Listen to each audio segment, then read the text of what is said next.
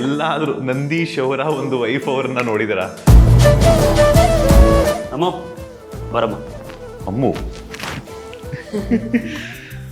Ma'am ನಮಸ್ತೆ. ನಮಸ್ತೆ sir. ಹೇಗಿದ್ದೀರಾ? ನನ್ನ ಅರ್ಧ ಅಂಗಿ ಅನುಪಮ. ಅರ್ಧ ಅಂಗಿ. ಚೆನ್ನಾಗಿದ್ದೀರಾ? ನಾನು ಚೆನ್ನಾಗಿದ್ದೀನಿ. ಯಾಕೆ ಭಯ ಪಡ್ತಾ ಇದ್ದೀರಾ? ನಾನು ಕಳ್ಳನ ಥರ ಕಾಣಿಸ್ತಿದ್ದೀನ? ಎಷ್ಟು ವರ್ಷ ಆಯಿತು ಮದುವೆ ಆಗಿ? 2020 ಮಾರ್ಚ್ ಲಾಕ್ಡೌನ್ ಟೈಮಲ್ಲಿ ಲಾಕ್ ಆಗ್ಬಿಟ್ವಿ. ಮ್ಯಾಮ್ ಈಗ ಆಸೆ ಸೀರಿಯಲ್ ನೀವು ನೋಡ್ತಿದ್ದೀರಲ್ಲ, ಮನೋಜ್ ಅವ್ರ ಕ್ಯಾರೆಕ್ಟರ್ ನೋಡಿ ನಿಮ್ಗೆ ಏನು ಅನ್ಸುತ್ತೆ ಮೇಡಮ್? ಆಕ್ಚುಲಿ ರಿಯಲ್ ಲೈಫಲ್ಲೂ ಆಲ್ಮೋಸ್ಟ್ ಮ್ಯಾಚ್ ಅನ್ಸುತ್ತೆ. ಸೇಮ್ ಟು ಸೇಮಾ? ಯಾಕೆ ಮನೋಜ್ ಕ್ಯಾರೆಕ್ಟರ್ಗೆ ಇನ್ನೂ ಜವಾಬ್ದಾರಿ ಬಂದಿಲ್ಲ ಅಂತ? ಅದಕ್ಕೆ ಬರಲ್ಲ, ಅದಕ್ಕೆ ಜವಾಬ್ದಾರಿ ಬಂದ್ರೆ ಮಜಾ ಹೊರಟೋಗುತ್ತೆ. ಅಯೋಗ್ಯ, ಸರಿ ಇಲ್ಲ ಇವನು, ಮಗನೇ ಅಲ್ಲ ಇವನು, ಬೇರೆ ತರ ಕೆಟ್ಟ ಕೆಟ್ಟ ಬದದಲ್ಲಿ ಬೈದ್ರು, ತುಂಬಾ ಜನ ಬೈದ್ರು.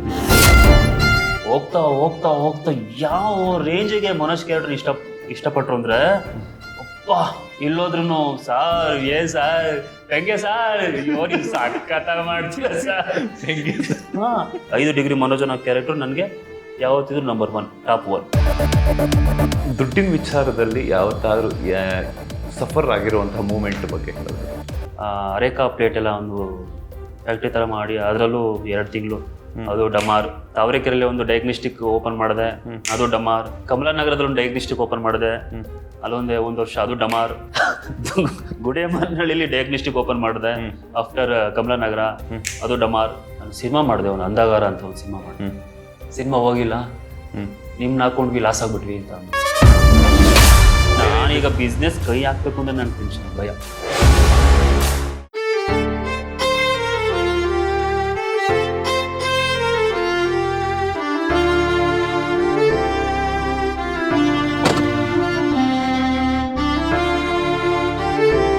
ಹಾಯ್ ಹಲೋ ನಮಸ್ಕಾರ, welcome to Suman TV Kannada. ನಾನು ಮಂಜುನಾಥ್ ಶ್ರೀನಿವಾಸ್. ವೀಕ್ಷಕರೇ, ಸುಮನ್ ಟಿವಿಯ ಸ್ಮಾಲ್ ಸ್ಕ್ರೀನ್ ಅಪ್ಡೇಟ್ಸ್ಗೆ ನಿಮ್ಮೆಲ್ಲರಿಗೂ ಕೂಡ ಸ್ವಾಗತ ಸುಸ್ವಾಗತ. ಇವತ್ತಿನ ಸ್ಮಾಲ್ ಸ್ಕ್ರೀನ್ ಅಪ್ಡೇಟ್ಸಲ್ಲಿ ನಾವಿರುವಂಥದ್ದು ಆಸೆ ಸೀರಿಯಲ್ ಮೂಲಕ, ಅದ್ರ ಜೊತೆಗೆ ಪ್ರಭಾಷಾ ಸೀರಿಯಲ್ಸ್ ಮೂಲಕನೂ ಕೂಡ ಸಾಕಷ್ಟು ಅಭಿಮಾನಿಗಳನ್ನು ಎಂಟರ್ಟೈನ್ ಮಾಡ್ತಾ ಇರುವಂತಹ ನಿಮ್ಮೆಲ್ಲರ ಪ್ರೀತಿಯ ಮನೋಜ್ ಅಲಿಯಾಸ್ ನಂದೀಶ್ ಅವರ ಹೋಮ್ ಟೂರ್ ಮಾಡೋದಕ್ಕೆ, ಹಾಗೆಯೇ ಅವರ ಸಂದರ್ಶನವನ್ನು ಮಾಡೋದಕ್ಕೆ ಇವತ್ತು ನಮ್ಮ ಸುಮನ್ ಟಿವಿ ಬಂದಿದೆ.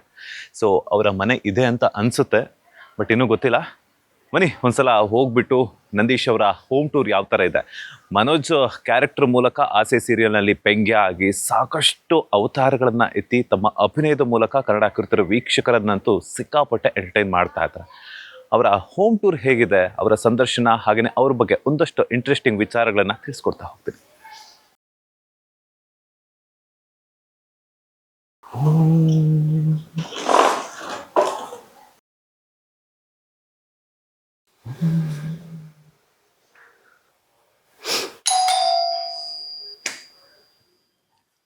ಯಾರು ಡೋರೇ ಓಪನ್ ಮಾಡ್ತಿಲ್ವಲ್ಲ, ಗೊತ್ತಾಗ್ತಿಲ್ಲ. ಯಾರು? ಅಯ್ಯೋ, ಬನ್ನಿ ಬನ್ನಿ ಬನ್ನಿ please. Welcome to my house. Thank you. ಹೇಗೆ? ನೀವು ಬನ್ನಿ ಬನ್ನಿ ಪ್ಲೀಸ್. ಇದು ನಮಸ್ತೆ. ನಮಸ್ಕಾರ. ಹೇಗಿದ್ದೀರಾ? ತುಂಬಾ ಚೆನ್ನಾಗಿದ್ದೀನಿ, ನೀವ್ ಹೇಗಿದ್ದೀರಾ? ನಾನು ಸೂಪರ್ ಆಗಿದ್ದೀನಿ. ಏನಂತ ಕರೆಯೋದು ಅಂತ ಗೊತ್ತಾಗ್ತಿಲ್ಲ ನನಗೀಗ. ಓಪನಿಂಗ್ ಅಂತೂ ಒಂದು ಮಸ್ತಾಗಿ ತಗೊಂಡಿದ್ದೀನಿ. ಹೌದು. ಸೊ ಹೆಂಗಿರುತ್ತೆ ಅಂತ ಹೇಳ್ಬಿಟ್ಟು ಈಗ ಹೋಮ್ ಟೂರ್ ಮನೆಗಂತೂ ವೆಲ್ಕಮ್ ಮಾಡಿದ್ದಾಯ್ತು. ಚಿಕ್ಕ ಕುಟುಂಬ ಚೊಕ್ಕ ಕುಟುಂಬ ಅಂತಾರಲ್ಲ, ಹೌದು. ನನಗೆ ಮನೆ ಒಳಗಡೆ ಎಂಟ್ರಿ ಕೊಟ್ಟ ತಕ್ಷಣ ನಂಗೆ ಏನ್ ಅನಿಸ್ತಿದೆ ಅಂದ್ರೆ, ತುಂಬಾ ಚೆನ್ನಾಗಿದೆ, ಪೀಸ್ ಆಗಿದೆ. ಚಿಕ್ಕ ಕುಟುಂಬ ಚೊಕ್ಕ ಕುಟುಂಬ. ಮಗ ಎಲ್ಲಿ? ಸ್ಕೂಲ್ಗೆ ಹೋಗಿದ್ದಾನೆ. ಸ್ಕೂಲ್ ಕಳಿಸ್ಬಿಟ್ರ? ಬರ್ತಾನೆ ಇನ್ನೊಂದು half an hour. Yes, super. Thank you so much ನಮ್ಮ ಸುಮನ್ ಟಿವಿಗೆ ಹೋಮ್ ಟೂರ್ ಕೊಡ್ತಾ ಇರೋದಕ್ಕೆ. ನಿಮ್ಮ ಮನೆ ಬಗ್ಗೆ ನೀವೇ ತೋರಿಸ್ಕೊಡೋದಾದ್ರೆ ಎಲ್ಲಿಂದ ಶುರು ಮಾಡ್ತೀರಾ? ಇಲ್ಲಿಂದನೇ ಶುರು ಮಾಡಿ. ನನ್ನ ಮಗ ಸ್ಕೂಲಿಂದ ಬರೋದು ಲೇಟ್ ಆದರೆ ನನ್ನ ಮಗ ಇಲ್ಲಿದ್ದಾನೆ ನೋಡಿ. ಇಲ್ಲಿದ್ದಾರಾ? ಓಹ್ ಸೂಪರ್. ಮಗ ಕರ್ಲ್ ಹೇರ್, ಸ್ವಲ್ಪ ದೊಡ್ಡನಾಗಿದ್ದಾನೆ ಈಗ. ಹಳೆ ಫೋಟೋ ಇದು. ಶಿ ಇಸ್ ಮೈ ವೈಫ್, ಅನುಪಮ. ಅನುಪಮ ಅಂತ. ಎಷ್ಟು ವರ್ಷ ಆಯ್ತು ಮದುವೆ ಆಗಿ? ಮದುವೆ ಆಗಿ 6 ವರ್ಷ ಆಯ್ತು. ಲಾಕ್ಡೌನ್ ಟೈಮಲ್ಲಿ ಮದುವೆ ಆಗಿದ್ದು, ಕೋವಿಡ್ 2020. ಹಂಗಾದ್ರೆ ಖರ್ಚೆಲ್ಲ ತುಂಬಾ ಚೆನ್ನಾಗಿ ಉಳಿಸಿದ್ರೆ ಅನ್ಸುತ್ತೆ. ಇಲ್ಲ, ಆಕ್ಚುಲಿ ನನ್ನ ಮದುವೆನೇ ಲಾಕ್ಡೌನ್. ಆ ಟೈಮ್ಗೆ ಲಾಕ್ಡೌನ್ ಆಯಿತು. ಬಟ್ ಆಸ್ ಯೂಶುವಲ್ ಮದುವೆ ಗ್ರ್ಯಾಂಡಾಗೆ ಮಾಡಿದೆ. ಮದುವೆ ಗ್ರ್ಯಾಂಡಾಗಿ. Yes, super. ಮನೇನ ಇಂಚಿಂಚಾಗಿ ತೋರಿಸೋದಾದ್ರೆ ಏನಿಲ್ಲ ಮನೆ ಇಷ್ಟೇ. ಇದ್ರ ಮೇಲೆ ಇಂಚಾಗಿ ಏನು ತೋರ್ಸಕ್ಕಾಗಲ್ಲ. ಆ್ಯಕ್ಚುಲಿ ನಮ್ಮ ರಿಯಲ್ ನೇಟಿವ್ ನನ್ನ ನೇಟಿವ್ ಬಂದು ಮಾಗಡಿ. ಮಾಗಡಿಲಿ ನಾನು ಹುಟ್ಟಿ ಬೆಳೆದಿಲ್ಲ ಮಾಗಡಿನೇ. ಸೊ ಆಫ್ಟರ್ 2018 ನಾನು ಇಲ್ಲಿಗೆ ಶಿಫ್ಟ್ ಆಗಿದ್ದು. ಹೌದು. ನನ್ನ ಓನ್ ಹೌಸ್ ಬಂದು ಸುಂಕದ ಕಡೆಲಿದೆ. ಓಕೆ. ನಾನು ಇಲ್ಲಿ ರೆಂಟಲ್ಲಿ ಇರೋದು. ನಮ್ಮ ಅಪ್ಪ ಅಮ್ಮ ಎಲ್ಲ ಊರಲ್ಲಿ ಇರೋದು, ಮಾಗಡಿಲಿ ಇರೋದು. ನನ್ನ ಕಾಲೇಜು ಸ್ಕೂಲ್ ಎಲ್ಲ ಅಲ್ಲೇ ಆಗಿತ್ತು. ಓಕೆ. ಸೊ ಇದು ಇಂಡಸ್ಟ್ರಿ ಇಲ್ಲಿಂದ ಗ್ರೋತ್ ಆಗಿದ್ದು ನಂದು. ಈ ಮನೆಯಿಂದ? ಇಲ್ಲ ಪ್ರಿವಿಯಸ್ ಆಗಿತ್ತು, ಬಟ್ ಇಲ್ಲಿ ಬಂದಿದ್ದು ತುಂಬಾ ರೀಸೆಂಟ್ ಆಗಿ ಬಂದಿದ್ದು ಮನೆಗೆ. ಈ ಮನೆಗೆ ಸೂಪರ್. ಇದೆಲ್ಲ ಒಂಥರ ಲಿವಿಂಗ್ ಏರಿಯಾ ಅಂತ. ಹೌದೌದು. ನಮ್ಮ ಆಟ, ನನ್ನ ಮಗು ಜೊತೆ ಆಟ ಆಡೋದು, ಮಾತುಕತೆ, ಅವ್ನು ಹೋಮ್ ವರ್ಕ್ ಎಲ್ಲ ಇಲ್ಲೇ ಮಾಡ್ತೀವಿ. ಅಲ್ಲಿ 2 ರೂಮ್ ಇದೆ. ಸೊ ಇಷ್ಟೇ ಸಿಂಪಲ್ ಆಗಿ ಚಿಕ್ಕದಾಗಿದೆ. ನೀವು ನಮ್ಮ ಊರಿಗೆ ಬಂದ್ರೆ ನಿಮ್ಗೆ ಸ್ವಲ್ಪ ಡಿಫ್ರೆಂಟ್ ಏನಾದ್ರು ಹೊಸತನ ಏನಾದ್ರು ಸಿಗುತ್ತೆ. ಇವ್ರು ಯಾರು? ನಮ್ಮ ಬನ್ನಿ, ಇವ್ರು ನಮ್ಮ ಅಪ್ಪ, ನಮ್ಮ ಅಮ್ಮ. Okay, super. ಇದು ಹಳೆ ಫೋಟೋ. ಇದನ್ನ ವೈಟ್ ಅಂಡ್ ಬ್ಲಾಕ್ ಇತ್ತು, ಇದನ್ನ ಕಲರ್ ಮಾಡಿಸಿ ಇಟ್ಕೊಂಡಿದ್ದೀನಿ. ಅದು ನಿಮ್ಮ ಮಗಂದ? ಅದು ಟೆಡಿ ನನ್ನ ಮಗಂದು. ಇದು ನನ್ಗೆ ಯಾರೋ ಗಿಫ್ಟ್ ಕೊಟ್ಟಿದ್ದು ಅಷ್ಟೇ. ಓಕೆ, ಗಿಫ್ಟ್ ಕೊಟ್ಟಿರುವಂತದ್ದು. ಸೂಪರ್. ಗಿಫ್ಟ್ ಎಲ್ಲ ಇದೆ, ಅದೆಲ್ಲ ಪ್ಯಾಕ್ ಮಾಡಿ ಇಟ್ಬಿಟ್ಟಿದ್ದೀನಿ. ಜಾಗ ಇಲ್ಲ. ಗಿಟಾರ್ ಎಲ್ಲ ಇಟ್ಕೊಂಡಿದ್ರೆ ಅವಾಗ ಬರೆಸ್ತಾ ಇರ್ತೀರಾ? ಇದು ನನ್ನ ಮಗ ಗಿಟಾರಿಸ್ಟ್ ಆಗ್ಬೇಕು ಅಂತ ತಗೊಂಬಂದ, ಆಮೇಲೆ ಎಲ್ಲ ಕಿತ್ತಾಕ್ಬಿಟ್ಟು ಗಿಟಾರಿಸ್ಟ್ ಆಗ್ಬಿಟ್ರ. ಸುಮ್ನೆ ಅವನ ಆಟ ಆಡಕ್ಕೆ. ಸೊ ಇದು ಈಗ ಕೂತ್ಕೊಳ್ಳಿ, ನಾನು ಕುತ್ಕೊಂತೀನಿ. ಹೋಮ್ ಟೂರ್ ಕೊಡ್ತೀನಿ ಅಂತ ಹೇಳ್ಬಿಟ್ಟು ಯಾಮಾರಿಸಿದ್ರ? ಇದು ಒಂಥರ ಹೋಮ್ ಟೂರ್ ಐತಾನೆ. ಇದು ಯಾವ ತರ ಇದು? ಹೋಮ್ ಬಂದಿದ್ದೀರಾ, ಟೂರ್ ನೆಕ್ಸ್ಟ್ ಟೈಮ್ ಮಾಡೋಣ. ಎಸ್, ಹೇಗಿದ್ದೀರಾ? ಹೇಗೆ ನಡೀತಿದೆ ಲೈಫಲ್ಲೆಲ್ಲ? ಏನೆಲ್ಲ ನಡೀತಾ ಇದೆ ಅಂತ? ತುಂಬಾ ಚೆನ್ನಾಗಿದ್ದೀನಿ. ತುಂಬಾ ಬ್ಯುಸಿ ಇದ್ದೆ. 2 ವೀಕ್ಸ್ ತೆಲುಗು ಮಾಡ್ತಾ ಇದ್ದೆ, 2 ವೀಕ್ಸ್ ಕನ್ನಡ ಮಾಡ್ತಾ ಇದ್ದೆ. ಸೊ ಲಾಸ್ಟ್ ಮಂತಿಂದ ಸ್ವಲ್ಪ ಫ್ಯಾಮಿಲಿಗೆ ಟೈಮ್ ಕೊಡೋ ಥರ ಆಗಿದ್ದೀನಿ.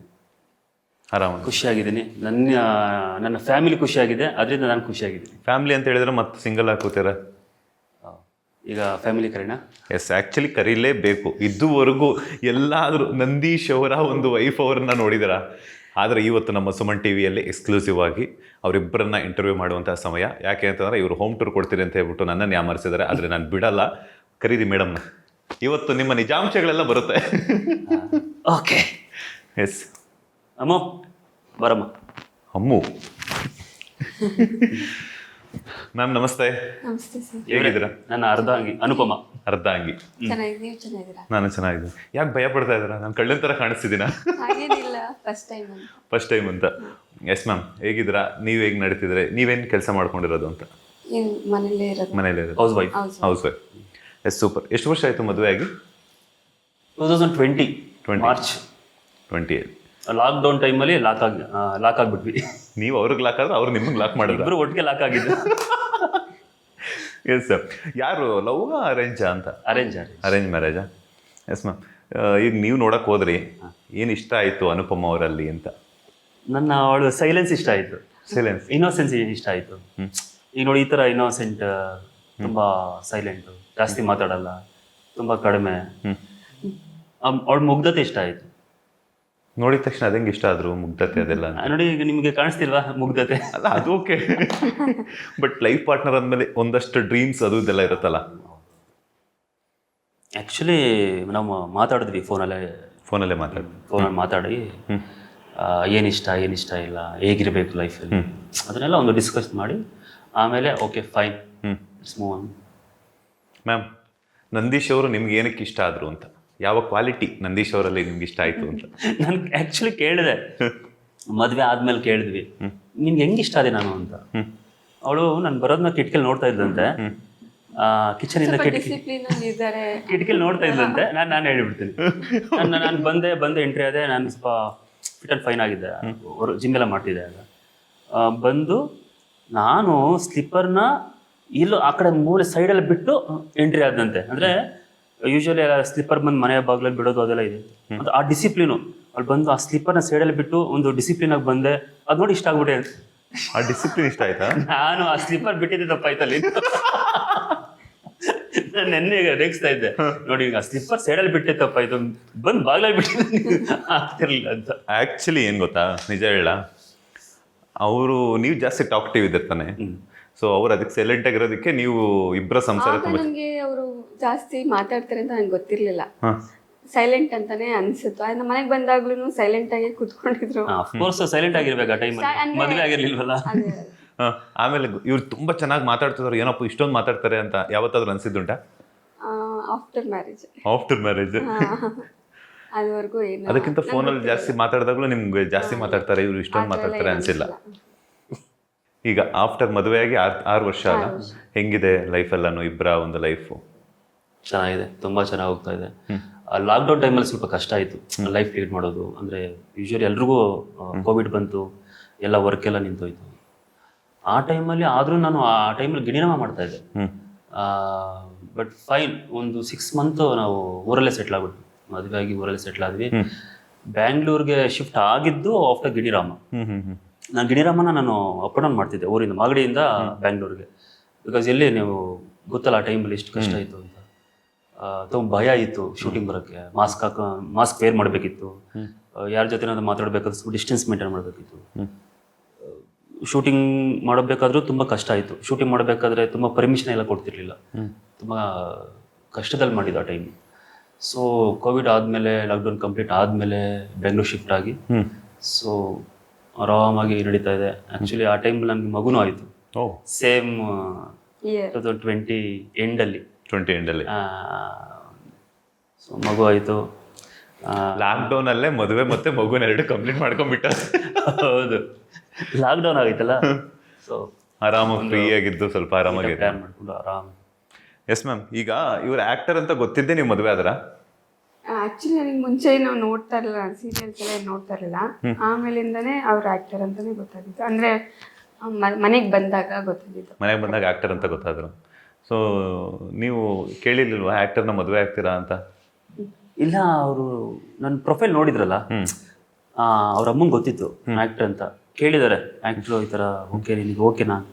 ಸರ್ ಫೈನ್, ಒಂದ್ಸಲ ನೋಡೋಣ ಏನಾಗುತ್ತೆ ಅಂದ್ಬಿಟ್ಟು ಅವರು ಬ್ಯಾಂಗ್ಳೂರಲ್ಲಿ ಎಜುಕೇಶನ್ ಮಾಡ್ತಿದ್ರು, CA ಮಾಡ್ತಾಯಿದ್ರು. ಅಲ್ಲಿಂದ ಊರಿಗೆ ಬಂದಿದ್ದಾರೆ.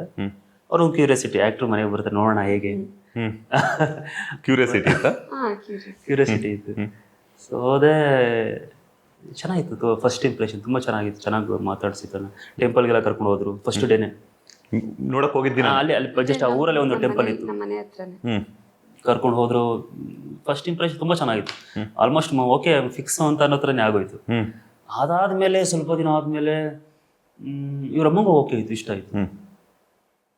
ಯಾರೋ ಹೇಳಿದ್ರಂತೆ ಆರ್ಟಿಸ್ಟ್ಗೆ ಕೊಡಬೇಡಿ, ಯಾರಾದರೂ ರೈತರು ಕೊಟ್ಟರು ಆರ್ಟಿಸ್ಟ್ಗೆ, ಐ ಮೀನ್ ಸೀರಿಯಲ್ ಆ್ಯಕ್ಟರ್ಸ್ಗೆ ಹೆಣ್ಣು ಕೊಡಬೇಡಿ ಅಂತ ಹೇಳ್ಬಿಟ್ರಂತೆ. ಅದು ಅವ್ರಿಗೇನೋ ಒಂಥರ ನೆಗೆಟಿವ್ ಆಗುತ್ತೆ ಮೈಂಡಲ್ಲಿ. ಅವ್ರು ಹೇಳೇ ಬಿಟ್ರು ನನಗೆ ಡೈರೆಕ್ಟಾಗಿ, ನೋಡಿ ಈ ಥರ ಅಂತ ಇದ್ದಾರೆ, ಏನು ಮಾಡೋದು? ನನಗೂ ತುಂಬ ಇಷ್ಟ ಇದೆ. ಈಗ ಯಾರಾದರೂ ನನಗೆ ಏನೇ ಇಷ್ಟ ಇದ್ರು ಒಂದು ಪಾಯಿಂಟ್ ಏನಾದರೂ ನೆಗೆಟಿವ್ ಹೇಳಿಬಿಟ್ರೆ ಕುತ್ಕೊಂಡ್ಬಿಡುತ್ತೆ ಮೈಂಡಲ್ಲಿ. ಏನು ಮಾಡೋದು, ಸುಮ್ಮನೆ ಯಾಕೆ ರಿಸ್ಕ್ ಯಾಕೆ ಅನ್ನೋ ಮೈಂಡಲ್ಲಿ ಬಂದ್ಬಿಡುತ್ತೆ. ನಾನು ಒಂದು 1/2 hour 1 hour ನಮ್ಮ ಅತ್ತೆ ಹತ್ರ ಮಾತಾಡಿ, ಇಲ್ಲ ನಾನು ಹಂಗಲ್ಲ, ನಾನು ಹಿಂಗೆ ಹೇಳಿ ಒಪ್ಸಿ ಒಪ್ಪಿಗೆ ಇತ್ತು. ಸೊ ನನ್ನ ವೈಫ್ ತುಂಬ ಸ್ಟ್ರಾಂಗ್ ಆಗಿದ್ರು. ಇಲ್ಲ ನಮ್ಮ ಮದುವೆ ಆದರೆ ಅವ್ರನ್ನೇ ಮದುವೆ ಆಗ್ತೀರಿ, ಇಲ್ಲ ನಮ್ಮ ಮದುವೆ ಆಗಲ್ಲ, ಇನ್ನು 2-3 years ಮದುವೆ ಆಗಲ್ಲ. ಸೊ ಫಿಕ್ಸ್ ಮಾಡ್ಕೊಂಡ್ಬಿಟ್ಟಿದ್ದು ಮೈಂಡಲ್ಲಿ, ಆದರೆ ಅವ್ರನ್ನೇ ಆಗೋದು ನಂತರ. ಅವ್ರ ಮನೇಲೂ ಇಷ್ಟ ಇದ್ರೂ ಯಾರೋ ನೇಬರ್ಸ್ ಅಥವಾ ರಿಲೇಟಿವ್ಸ್ ಯಾರೋ ಒಬ್ಬರು ನೆಗೆಟಿವ್ ಹೇಳಿ, ಸೊ ಅದರಿಂದ ಈ ಯೋಚನೆ ಮಾಡೋ ಅಂತ ಹೊಟ್ಟೋದ್ರು. 50-50 ಏನು ಮಾಡೋದು ಅನ್ನೋ ಅವ್ರು ಡಿಸಿಷನ್ ಕೇಳಿದ್ದಾರೆ ನನ್ನ ವೈಫ್ನ. ಏನು ಓಕೆನಾ ನಿನಗೆ, ಮುಂದೆ ಏನಾದರೂ ಫೈನಾನ್ಷಿಯಲ್ ಪ್ರಾಬ್ಲಮ್ ಆದರೆ ಫೇಸ್ ಮಾಡೋಕ್ಕಾಗುತ್ತಾ, ಅಥವಾ ಬೇರೆ ಏನಾದರೂ ಪ್ರಾಬ್ಲಮ್ ಆದರೆ ಓಕೆನಾ ಅಂತ. ಮೆಂಟಲಿ ಫಿಕ್ಸು, ನಾನು ಮದುವೆ ಅಂತ ಆದರೆ ನಂದೀಶ್ನೇ ಮದುವೆ ಆಗೋದು ಅಂತ. ಸೊ ಫೈನ್, ನಾವು ಫೋನಲ್ಲಿ ಡಿಸ್ಕಸ್ ಮಾಡ್ತಾ ಇದ್ವಿ ಏನೇನಾಗುತ್ತೆ. ನಮ್ಮಮ್ಮ ಹಿಂಗಂದ್ರೆ ಕಣೋ, ಸರಿ ನಮ್ಮಮ್ಮ ಈ ಫೋನಲ್ಲಿ ಈ ಥರ ಮಾತಾಡ್ತಿದ್ರು, ಆ ಥರ ಮಾತಾಡ್ತಿದ್ರು, ಡಿಸ್ಕಷನ್ ಮಾಡ್ತಾಯಿದ್ರು. ನಾನು ಆಲ್ರೆಡಿ ಫಿಕ್ಸ್ ಆಗಿಬಿಟ್ಟಿದ್ದೆ ಮೆಂಟಲಿ, ಇವಳು ವೈಫ್ ಅಂತ. ಈಸಿಯಾಗಿ ಮದುವೆ ಆಗೋಯ್ತು. ಎಸ್ ಮ್ಯಾಮ್, ನಿಮಗೆ ಯಾರೋ ಬಂದು ಹೇಳಿದಾಗ ನಿಮ್ಮ ಮೈಂಡಲ್ಲಿ ಏನೆಲ್ಲ ಓಡ್ತಾ ಇತ್ತು ಅಂತ, ಈ ಥರ ಆ್ಯಕ್ಟರ್ನ ಮದುವೆ ಆಗ್ಬಿಟ್ಟು? ಫೀಲ್ಡ್ ಸ್ವಲ್ಪ ಟಫ್ ಇರುತ್ತೆ. ಒಂದು ಸ್ವಲ್ಪ 1 year ಇದ್ರೆ ನೆಕ್ಸ್ಟ್ ಅದೇ ಇರುತ್ತೆ, ಕಂಟಿನ್ಯೂ ಆಗುತ್ತೆ ಅಂತ ಇರಲ್ಲ. ಬೇರೆ ಏನಾದರೂ ಬಿಸ್ನೆಸ್ ಮಾಡಲಿ ಅನ್ನೋ ಥರ ಇತ್ತು. ಬಟ್ ಆಫ್ಟರ್ 1 year ಆದಮೇಲೆ 2 serials ಅಂದರೆ ತೆಲುಗು ಸೀರಿಯಲ್ಲು ಮತ್ತು ಇದೂ 2 ಬ್ಯಾಲೆನ್ಸ್ ಆಗೋದ್ರಿಂದ ಏನು ಬಿಸ್ನೆಸ್ ಮಾಡಲಿ ಅನ್ನೋ ಥರ ಏನು ಅನಿಸ್ಲಿಲ್ಲ. ಹಂಗೆ ಮ್ಯಾನೇಜಬಲ್ ಆಗ್ತಿದೆ, ಅದರಿಂದ ಏನು ಪ್ರಾಬ್ಲಮ್ ಅನಿಸಿಲ್ಲ. ಇದೇ ಇರಲಿ ಬಿಡು ಅನ್ನೋ ಥರ. ಓಕೆ, ಈಗ ಸ್ವಲ್ಪ ಶುರು ಮಾಡ್ಬೇಕಿನ್ನೇನು? ಸರ್ ಏನಿಲ್ಲ ಸರ್, ಬ್ಯುಸಿ ಇದ್ರೆ ಬಿಸ್ನೆಸ್ ಮಾಡಬೇಕು ಅನ್ನೋ ಅವಶ್ಯಕತೆನೇ ಇಲ್ಲ. ಹೌದು 30 ಡೇಸಲ್ಲಿ ನಾನು ಅಂದರೆ ಒಬ್ಬ ಆ್ಯಕ್ಟರು ಅಟ್ಲೀಸ್ಟ್ ಒಂದು 15 ಡೇಸ್ ಬ್ಯುಸಿ ಇದ್ರೆ ಸಾಕು. ಅವನೊಬ್ಬ ಬಿಸ್ನೆಸ್ ಮ್ಯಾನ್ ಏನು ಅರ್ನ್ ಮಾಡ್ತಾನೆ ಅದಕ್ಕಿಂತ ಡಬಲ್ ಮಾಡಬೇಕು. ಮಿನಿಮಮ್ 15 ಡೇಸ್ ಅಂದರೆ ಪ್ರೊಫೆಷ್ನಲ್ ಆಗಿ ತೊಗೊಂಡಿರಬೇಕು ಫೀಲ್ಡನ್ನು. ಸುಮ್ಮನೆ ಏನೋ ರೀಲ್ಸ್ ಎಲ್ಲ ಮಾಡ್ಕೊಂಡು ಬರ್ತಾರಲ್ಲ, ಈಗ ಬಂದು ಹಿಂಗೆ ಹೊರಟೋಗೋದು, ಸುಮ್ಮನೆ ಟ್ರೈಮ್ ಆ ಥರ ಅಲ್ಲ. ನಾನು ಆಲ್ಮೋಸ್ಟ್ 2010 ನಾನು ಇಂಡಸ್ಟ್ರಿಗೆ ಎಂಟ್ರಿ ಆಗಿ 2010. ಹೌದು. 2010 ಡಿಸೆಂಬರಲ್ಲಿ ನಾನು ಆ್ಯಕ್ಟರ್ ಆಗಬೇಕು ಅಂತ ಅಂದರೆ ಮುಂಚೆನೇ ಆಸೆ ಇತ್ತು, ಅಂದರೆ ಆ ಫೀಲ್ಡ್ಗೆ ಎಂಟರ್ ಆಗಿದ್ದು. ಸೊ ಇವತ್ತು ನಿನ್ನೆಯಿಂದ ಬಂದವನಲ್ಲ ನಾನು. 2010 ಅಂದರೆ ಆಲ್ಮೋಸ್ಟ್ 11 ಅಂತ ಕೌಂಟ್ ಮಾಡಿ, ಆಲ್ಮೋಸ್ಟ್ 15 ಇಯರ್ಸ್. ಸೊ ನನಗೆ ಎಕ್ಸ್ಪೀರಿಯನ್ಸ್ ಇತ್ತು, ಇಂಡಸ್ಟ್ರಿಲಿ ಟಚ್ ಇತ್ತು, ತುಂಬ ಸ್ಟ್ರಗಲ್ ಮಾಡಿದ್ದೆ ನಾನು. ಈ ವಾಟ್ಸಪ್ ಅಲ್ಲ, ನಾನು ಈ ಫೋಟೋನ ಆಲ್ಬಮ್ ಮಾಡಿಕೊಂಡು ಅದ್ರ ಹಿಂದೆ phone number, mail I D, ಹೆಸರೆಲ್ಲ ಬರೆದು ಫೋಟೋಸ್ನ ಮ್ಯಾನೇಜರ್ಗೆ ಡೈರೆಕ್ಟರ್ಗೆ ಕೊಡ್ತಾ ಇದ್ವಿ. ಹಾಗೆ ನಾನು ಇಂಡಸ್ಟ್ರಿಲಿ ಇರೋನು. ನನಗೆ ಧೈರ್ಯ ಆಯಿತು, ನನಗೇನು ಭಯ ಇರಲಿಲ್ಲ. ನಾನು ಒಂದು 2 ತಿಂಗಳು 3 ತಿಂಗಳು ಫ್ರೀ ಇದ್ರೂ ನೆಕ್ಸ್ಟ್ ಯಾವ್ದು ಸಿಗುತ್ತೆ ಅನ್ನೋ ಕಾನ್ಫಿಡೆಂಟ್ ಇತ್ತು. ಸೊ ಅದರಿಂದ ನಾನು ಇದುವರೆಗೂ ನನ್ನ ಇಂಡಸ್ಟ್ರಿ ಬಂದಾಗಿಂದ ಮ್ಯಾಕ್ಸಿಮಮ್ ಒಂದು 2 ರಿಂದ 3 ತಿಂಗಳು 4 ತಿಂಗಳು ಫ್ರೀ ಇರ್ಬೋದು ಅಷ್ಟೇ. ಯಾವತ್ತೂ ಫ್ರೀ ಇಲ್ಲ, ಪಕ್ಕ ಬ್ಯುಸಿ. ನಾನೊಂದು ಇಂಟರ್ವ್ಯೂ ಬಂದಿತ್ತು 2018 ಅಂದರೆ ಯಾವ ಪಾತ್ರ ಆದ್ರೂ, ವಿಲನ್ ಆದ್ರೂ, ಹೀರೋ ಆದ್ರೂ ಎನಿ ಟೈಮ್ 24 ಅವರ್ಸ್ ನಾನು ರೆಡಿ ಇರ್ತೀನಿ. ಈ ಥರನೇ ಪಾತ್ರ ಬೇಕು, ಆ ಥರ ಪಾತ್ರ ಬೇಕು ಅಂತ ಒಂದು ಒಳ್ಳೆ ಸ್ಕೋಪ್ ಇರಬೇಕು, ಲೀಡ್ ಇರಬೇಕು.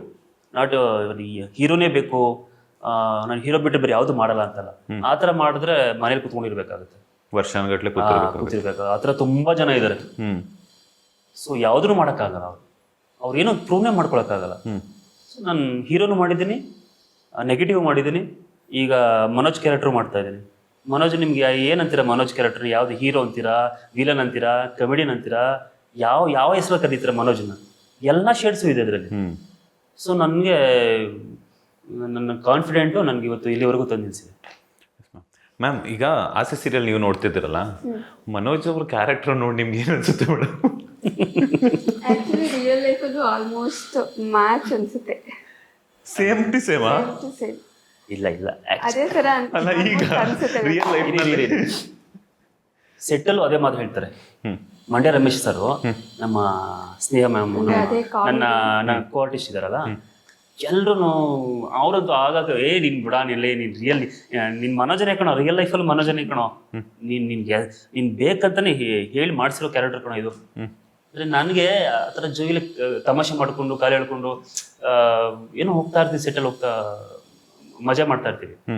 ಒಂಥರ ತರ್ಲೆ ಮಾತಾಡೋದು, ತರಲೆ ಮಾಡೋದು, ತಮಾಷೆ ಮಾಡೋದು, ಅದನ್ನೆಲ್ಲ ಹಂಗೆ ಫಿಕ್ಸ್ ಮಾಡ್ಕೊಂಡ್ಬಿಟ್ಟಿದ್ದಾರೆ.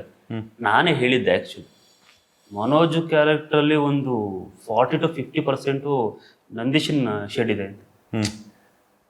ಅಂದರೆ ಕೆಲವು ಎಲ್ಲ ಅಲ್ಲ, ನೆಗೆಟಿವ್ ಇದೆ, ಪಾಸಿಟಿವ್ ಇದೆ.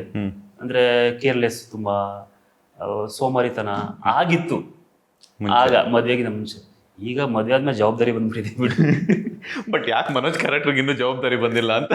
ಅದಕ್ಕೆ ಬರಲ್ಲ, ಅದಕ್ಕೆ ಜವಾಬ್ದಾರಿ ಬಂದರೆ ಮಜಾ ಹೊರಟೋಗುತ್ತೆ. ಮನೋಜನ ಹಿಂಗೆ ನೋಡಬೇಕು, ಬೇಜವಾಬ್ದಾರಿ ಮನುಷ್ಯ, ತರಲೆ, ಮುಡಾಫೆ, ಅವನ ಕಾಲನ್ನ ಅವನು ಹೇಳ್ಕೊಳ್ಳುವಂಥ ಕ್ಯಾರೆಕ್ಟರ್ ಅದು. ಸೊ ಈ ಥರ ಇದ್ರೇ ಮಜಾ ಜನಕ್ಕೆ.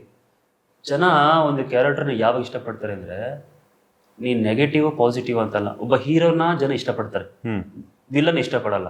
ಆ ವಿಲನ್ನ ಯಾವಾಗ ಇಷ್ಟಪಡ್ತಾರೆ ಅಂದರೆ, ಅವನಲ್ಲಿ ಕಾಮಿಕ್ ಒಂದು ಸಬ್ಜೆಕ್ಟ್ ಇದ್ರೆ, ಒಂದು ಅವನ ಕ್ಯಾರೆಕ್ಟರ್ನ ಆ ಥರ ಡಿಸೈನ್ ಮಾಡಿದ್ರೆ, ಕಾಮಿಡಿ ಟಚ್ ಇದ್ರೆ ಮಾತ್ರ ಇಷ್ಟಪಡ್ತಾರೆ. ಇಲ್ಲ ಅಂದರೆ ಅವನು ವಿಲನ್ ಅಂದರೆ ವಿಲನಪ್ಪ, ಅವನು ಇಷ್ಟೇ ಸರಿ ಇಲ್ಲ, ಅವನು ನೆಗೆಟಿವ್ ಆ ಥರ ಅಂದ್ಬಿಡ್ತಾರೆ. ಬಿಗಿನಿಂಗಲ್ಲಿ ಮನೋಜ್ನ ಬೈದರು, ಇವನು ಏನೋ ಅಯೋಗ್ಯ, ಸರಿ ಇಲ್ಲ, ಇವನು ಮಗನೇ ಅಲ್ಲ, ಇವನು ಬೇರೆ ಥರ ಕೆಟ್ಟ ಬದ್ಧದಲ್ಲಿ ಎಲ್ಲ ಬೈದರು, ತುಂಬ ಜನ ಬೈದರು. ಸೋಷಿಯಲ್ ಮೀಡಿಯಾದಲ್ಲಿ ಕಮೆಂಟ್ಸ್ ನೋಡಿದ್ರೆ ಅನ್ಸೋದು, ಏನು ಅನಿಸ್ತಿತ್ತು, ಏನಪ್ಪ ಇದು, ಈ ಥರ ಎಲ್ಲ ಬೈತಾ ಇದ್ದಾರೆ, ಬ್ಯಾಡ್ ಕಮೆಂಟ್ಸ್ ಎಲ್ಲ. ಹೋಗ್ತಾ ಹೋಗ್ತಾ ಹೋಗ್ತಾ ನನ್ನ ಹೆಂಡ್ತಿನೂ ತುಂಬ ಸಲ ಹಂಗೆ ಅಂದ್ಬಿಟ್ಲು. ನೋಡ್ರಿ, ಇವರಮ್ಮ ಒಂದು ವಿಡಿಯೋ ಕಳಿಸಿದ್ರು, ಸೂರ್ಯ ನನ್ನನ್ನು ಹೊಡೆದು ಕಾಲಲ್ಲಿ ಜಾಡ್ಸಿ ಒದ್ದು ಮನೆಯಿಂದ ಆಚೆ ಹಾಕೋದು, ಬಟ್ಟೆ ಎಲ್ಲ ಫುಲ್ ಹರ್ಕೊಂಡ್ಬಿಟ್ಟಿದ್ದೀನಿ, ಫುಲ್ ಎಲ್ಲ ಬ್ಲಡ್ಡು. ಒಂಥರ ಅವನನ್ನ ಯಾವ ಥರ ಅಂದರೆ, ಒಬ್ಬ ವೇಸ್ಟ್ ಫೆಲೋನ ಹತ್ರ ಒದ್ದು ಕಾಲಲ್ಲಿ. ಅವರು ನಮ್ಮ ಅತ್ತೆ ಯಾವುದೋ ಲಿಂಕ್ ನೋಡ್ಬಿಟ್ಟಿದ್ದಾರೆ ವಿಡಿಯೋ. ನನ್ನ ಹೆಂಡತಿ ವಾಟ್ಸಪ್ ಮಾಡಿದ್ದಾರೆ. ಅವ್ರೇನು ಹೇಳಿಲ್ಲ, ಏನಿದೆ ಎಲ್ಲ ಕೇಳಿಲ್ಲ, ಸುಮ್ಮನೆ ಕಳಿಸಿದ್ದಾರೆ. ನನ್ನ ವೈಫ್ ಫುಲ್ ಶಾಕು. ನಮ್ಮ ಅಮ್ಮ ಕಳಿಸ್ಬಿಟ್ಟಿದ್ದಾರೆ, ಅವ್ರಿಗೇನೋ ಒಂಥರ ಅನ್ಸಿರ್ಬೇಕು, ಯಾರೋ ಏನೋ ಅಂದಿರ್ಬೇಕು. ಒಬ್ಬ ಅಳಿಯನೇ ಅನ್ಕೊಂತಾರೆ. ಕ್ಯಾರೆಕ್ಟರ್ ಇರ್ಬೋದು, ಮನೋಜ್ ಕ್ಯಾರೆಕ್ಟರ್ ಇರ್ಬೋದು, ಅಳಿಯನೇ ಅಲ್ವಾ, ಇಷ್ಟೇ ಆದ್ರೂ ಅಳಿಯನೇ. ಅವು ಒಬ್ಬ ಅತ್ತೆ ಅಳಿಯನ ಯಾವ ತರ ನೋಡ್ತಾರೆ, ಒಂದು ಸ್ಟೇಟಸ್. ಸೊ ಅವರು ಕಳ್ಸಿದಾರೆ, ಇವ್ ನನ್ ಕಳ್ಸ್ಬಿಟ್ಟು ನಂದು ಇದು ಈ ತರ ಎಲ್ಲ ಕ್ಯಾರೆಕ್ಟರ್ ಯಾಕೋ ಬೇಜಾರಾಗ್ತಿದೆ ನನಗೆ, ನೋಡಿ ಏನ್ ಮಾಡ್ತೀಯಾ, ಬಿಟ್ಬಿಡು ಸುಮ್ಮನೆ, ಬೇಡ ಇವೆಲ್ಲ ಚೆನ್ನಾಗಿರಲ್ಲ, ಸೊಸೈಟಿಲಿ ಬೇರೆ ತರ ನೋಡ್ತಾರೆ, ರಿಲೇಟಿವ್ಸ್ ಬೇರೆ ತರ ನೋಡ್ತಾರೆ. ನನಗೂ ಆ ಟೈಮ್ ಒಂದು ಸ್ವಲ್ಪ ನಾ ಶೂಟಿಂಗಲ್ಲಿದ್ದೆ, ಅಪ್ಸೆಟ್ ಆದೆ. ಏನು ಮಾಡೋದು ಯೋಚನೆ ಮಾಡಬೇಕಾದ್ರೆ ಸುಮ್ಮನೆ ಓಕೆ ನೋಡೋಣ ಬಿಡು, ಒಂದು ಒಳ್ಳೆ ಕ್ಯಾರೆಕ್ಟರ್ ಸಿಕ್ಕಿದ್ಮೇಲೆ ಆಮೇಲೆ ನೋಡೋಣ, ಟ್ರೈ ಮಾಡಿ ಯೋಚನೆ ಮಾಡೋಣ ಇದ್ರ ಬಗ್ಗೆ ಅಂತ ಸುಮ್ಮನೆ ಆದೆ. ಹೋಗ್ತಾ ಹೋಗ್ತಾ ಹೋಗ್ತಾ ಯಾವ ರೇಂಜಿಗೆ ಮನೋಜ್ ಕ್ಯಾರೆಕ್ಟರ್ ಇಷ್ಟಪಟ್ರು ಅಂದರೆ, ಅಪ್ಪ ಇಲ್ಲೋದ್ರು ಸಾರ್ ಏನ್ ಸಾರ್ ಹೆಂಗೆ ಸಾರ್ ಸಕ್ಕತ್ತ ಮಾಡ್ತೀರ ಸರ್. ಅಂದ್ರೆ ಅವರು ಅಷ್ಟು ಪ್ಲೇಟ್ನೇಮ್ ಅಷ್ಟು ಹೈಲೈಟ್ ಆಗ್ಬಿಟ್ಟಿತ್ತು. ಸರ್ 5 ಡಿಗ್ರಿ ಮನೋಜ್ ಸರ್, ನೀವು ಏನ್ ಸರ್ ಆಕ್ಟಿಂಗ್ ನಿಮ್ದು ಸಕ್ಕತ್ತಾಗಿದೆ ಸರ್, ನಾವಂತೂ ಬಿದ್ದು ಬಿದ್ದು ನಗ್ತೀವಿ ಸರ್. ಈ ತರ ಎಲ್ಲ ಕಮೆಂಟ್ಸ್ ಬರೋಕ್ ಶುರು ಆಯ್ತು. ಹೋಗ್ತಾ ಹೋಗ್ತಾ ಪಾಸಿಟಿವ್ ಆಗಿ ಕನ್ವರ್ಟ್ ಆಗೋಯ್ತು. ನಂಗೆ ತುಂಬಾ ಖುಷಿ ಆಯ್ತು. ನನಗೆ ಒಂದು ಒಳ್ಳೆ ಮೈಲೇಜ್. ನಾನು ಇದುವರೆಗೂ ಮಾಡಿರೋ ಕ್ಯಾರೆಕ್ಟರ್ ಮನೋಜನ ಕ್ಯಾರೆಕ್ಟರ್ನ ಯಾವತ್ತೂ ಮರೆಯಲ್ಲ ಸರ್. 5 ಡಿಗ್ರಿ ಮನೋಜನ ಕ್ಯಾರೆಕ್ಟರ್ ನನಗೆ ಯಾವತ್ತಿದ್ರು ನಂಬರ್ 1, ಟಾಪ್ 1. ನಂಗೆ ಎಲ್ಲಾ ತರ ಶೇಡ್ಸು. ನನ್ಗೆ ಆಕ್ಟಿಂಗ್ ಮಾಡ್ಬೇಕಾದ್ರೆ ನನ್ಗೆ ಖುಷಿ ಆಗುತ್ತೆ, ಇದನ್ನ ಈ ತರ ಮಾಡಿದ್ರೆ ಚೆನ್ನಾಗಿರುತ್ತೆ ಅಂದ್ರೆ ಗೊತ್ತಾಗೋಯ್ತು ನನಗೆ ಆಡಿಯನ್ಸ್ ಏನ್ ಎಕ್ಸ್ಪೆಕ್ಟ್ ಮಾಡ್ತಾ ಇದಾರೆ ಅಂತ.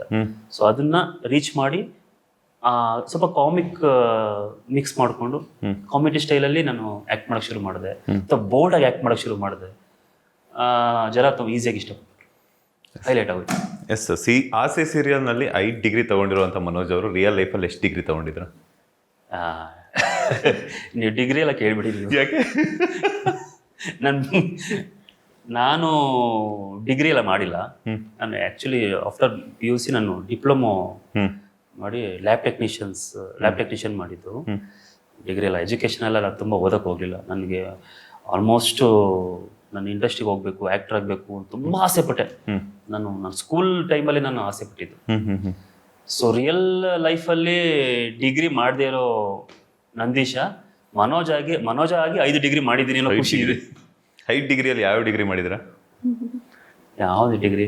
BA, BCom, MCom ಅಷ್ಟೇ. 3 ಆಯ್ತಲ್ಲ. 2 ಯಾವುದು?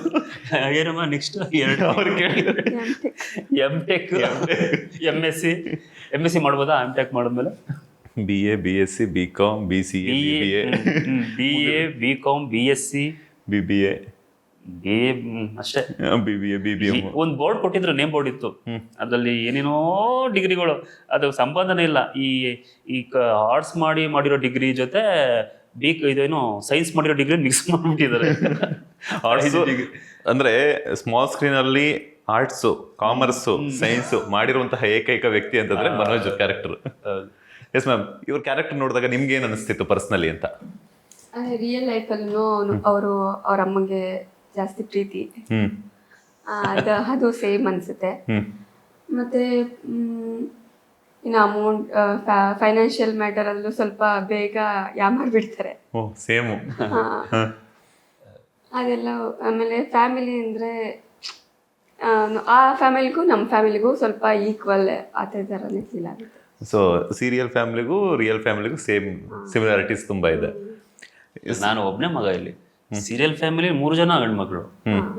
ಸೊ ಆ ಥರ ಸಿಮಿಲರ್ ಏನಿಲ್ಲ.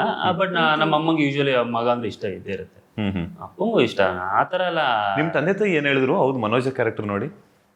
ಇಲ್ಲ, ಅವರು ಫಸ್ಟ್ ನಮ್ಮ ಅಮ್ಮ ಏನೋ ಈ ಥರ ಕ್ಯಾರೆಕ್ಟರ್ ಮಾಡ್ತಾ ಇದೆಯಾ ಅಂತ ಅಂದರು.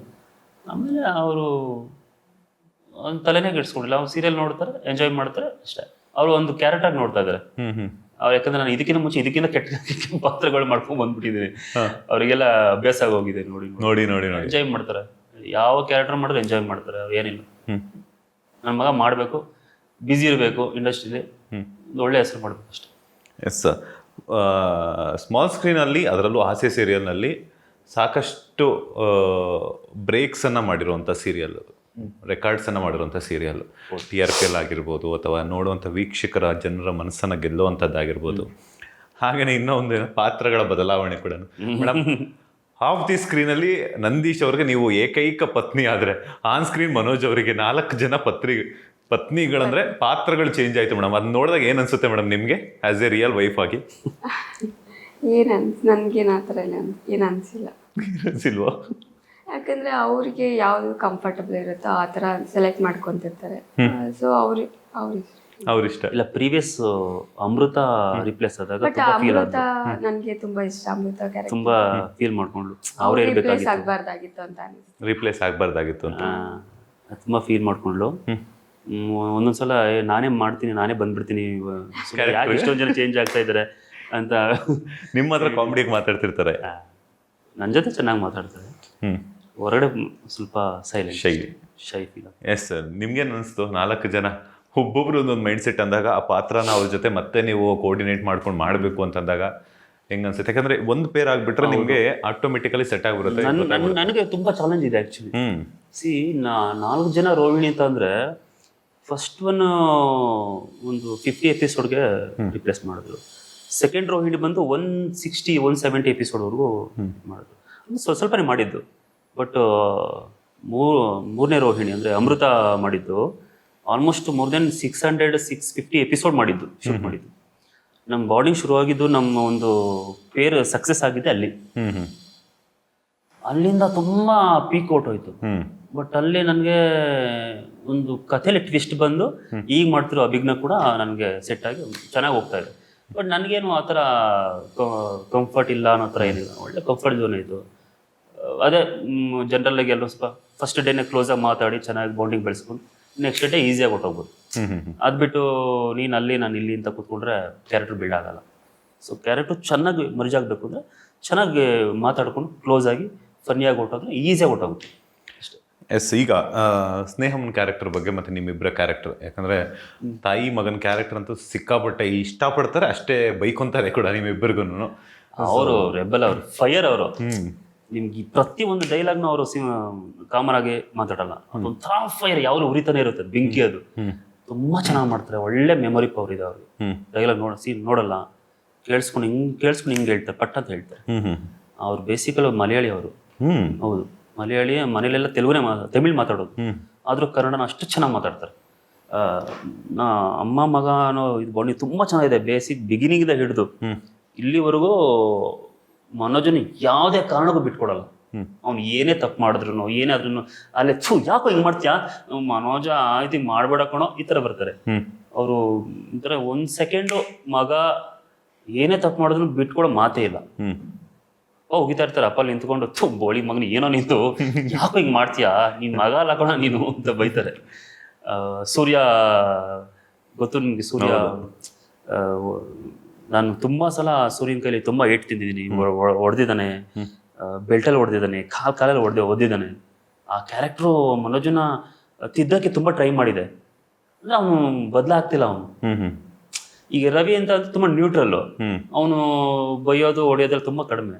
ಈ ಸೂರ್ಯ ಅವನೊಂಥರ ರೆಬೆಲ್ ಕ್ಯಾರೆಕ್ಟರ್. ಅದು ಆ ಥರ ಕ್ಯಾರೆಕ್ಟ್ರು ನನ್ನನ್ನು ಬದಲಾಯಿಸಕ್ಕೆ ಟ್ರೈ ಮಾಡಿದ್ರು ನಾನು ಬದಲಾಗಿಲ್ಲ. ಅಂದ್ರೆ ತುಂಬಾ ಅಷ್ಟು ಕೆಟ್ಟ ಬದಲಾಗದ ಒಂದು ಪಾತ್ರ ಅಂದ್ರೆ ಅದು ಮನೋಜ್ ಕ್ಯಾರೆಕ್ಟರ್. ಎಸ್. ಆ ಪಾತ್ರ ಮಾಡಿದ್ಮೇಲೆ ನಿಮ್ಮಲ್ಲಿ ನೀವೇನೆಲ್ಲ ಬದಲಾವಣೆಗಳು ಮಾಡ್ಕೊಂಡ್ರಿ ರಿಯಲ್ ಲೈಫಲ್ಲಿ ಅಂತ? ಇಲ್ಲ, ನಾನು ತುಂಬಾ ಎಂಜಾಯ್ ಮಾಡ್ತಾ ಇದ್ದೀನಿ. ನಾನು ಬದಲಾವಣೆ ಅಂದ್ರೆ ನನ್ನ ಆಫ್ಟರ್ ಮ್ಯಾರೇಜ್ ನನಗೆ ಮುಂಚೆಲ್ಲ ಜವಾಬ್ದಾರಿ ಇರ್ತಿರಲಿಲ್ಲ. ಬ್ಯಾಚುಲರ್ ಲೈಫ್ ಗೊತ್ತು ನಿಮ್ಗೆ ಹೇಗಿರ್ತದೆ ಲೈಫ್ ಅಂತ.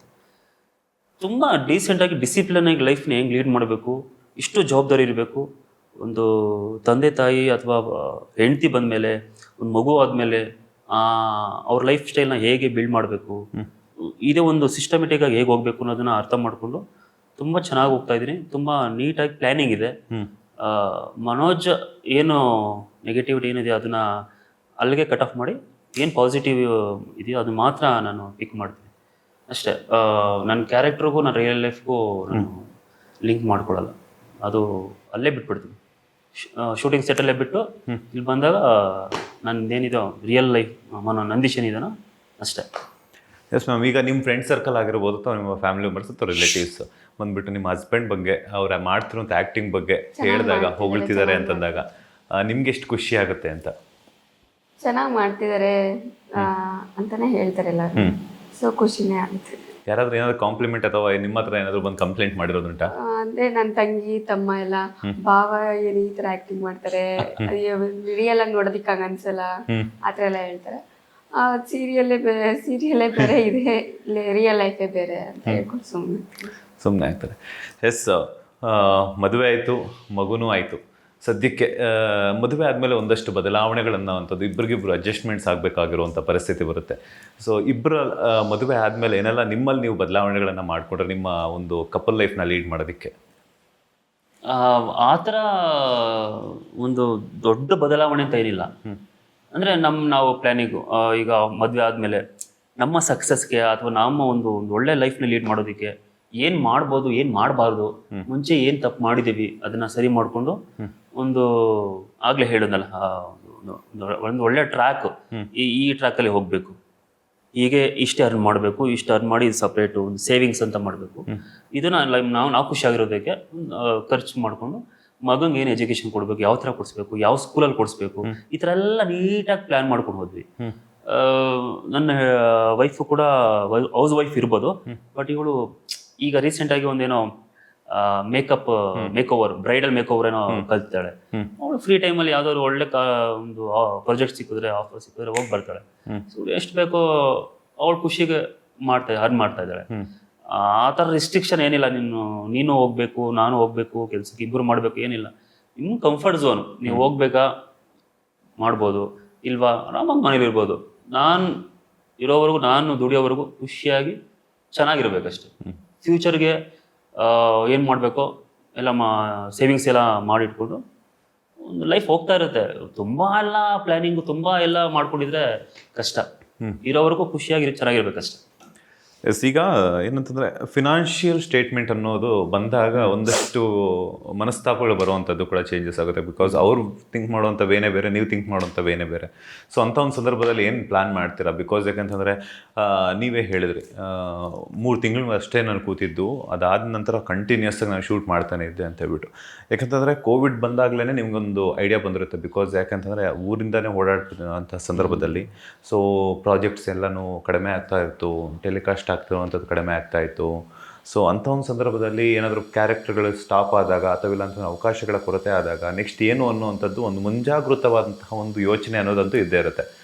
ಸೊ ಆ ಒಂದು ನಿಟ್ಟಿನಲ್ಲಿ ಯೋಚನೆ ಮಾಡೋದು ನನಗೆ ಇದುವರೆಗೂ ಕಾಡ್ತಿರೋ ಒಂದು ಯಕ್ಷ ಪ್ರಶ್ನೆ ಅಂದ್ರೆ ಇದೆ. ನೀವೆಲ್ಲ ತುಂಬ ಜನ ಕೇಳಿದ್ದಾರೆ. ನಾನು ಇಂಡಸ್ಟ್ರಿ ಕಾಲು ಇಟ್ಟಾಗಲೇ ನನ್ನ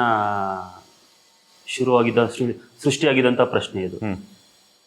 ಈಗಲೂ ನಮಗೆ ಅದು ಕಾಡ್ತಾನೆ ಇದೆ ಪ್ರಶ್ನೆ, ಏನು ಮಾಡಬೇಕು, ಏನು ಮಾಡಬಹುದು. ನಾನು ಎಲ್ಲಿವರೆಗೂ ಬ್ಯುಸಿ ಇರ್ತೀನೋ ಅಲ್ಲಿವರೆಗೂ ಇಂಡಸ್ಟ್ರಿ ಮಾಡ್ಕೊಂಡು ಹೋಗ್ತಾ ಇರ್ತೀನಿ. ಯಾವಾಗ ಆ ಮಟ್ಟಕ್ಕೆ ನನಗೆ ಇಲ್ಲ, ಈಗ ನಾನು ಫ್ರೀ ಕೆಲಸ ಸಿಗಲ್ಲ, ಈಗ ತುಂಬ ಕಷ್ಟ ಇದೆ, ಇಲ್ಲ ನಾನು ವೀಕ್ ಆಗಿಬಿಟ್ಟೆ, ನನ್ನ ಕೆರಿಯರ್ ಡೌನ್ ಆಯಿತು ಅಂತ ಅಂದಾಗ ಏನು ಮಾಡಬೇಕು ಅಂತ ಆ ಟೈಮಲ್ಲಿ ಯೋಚನೆ ಮಾಡೋಣ ಅಂತ ಸುಮ್ಮನೆ ಬಿಟ್ಬಿಟ್ಟಿದೆ. ಈಗ ಮೈಂಡ್ ಬ್ಯುಸಿ ಮಾಡಿಕೊಂಡು ಈಗ ಏನಾಗುತ್ತೆ, ಈ ಬ್ಯುಸಿ ಇದ್ದೀನಿ, ಏನು ಮಾಡ್ಬೋದು ಅಂತ ಯೋಚನೆ ಮಾಡ್ಬೋದು ಅಷ್ಟೇ, ಬಟ್ ಕೆಲಸ ಮಾಡೋಕ್ಕಾಗಲ್ಲ.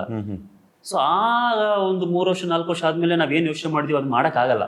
ಆಗಿನ ಜನ್ರೇಷನ್, ಆಗಿನ ಟೈಮು ಒಂದೇ ಥರ ಇರಲ್ಲ.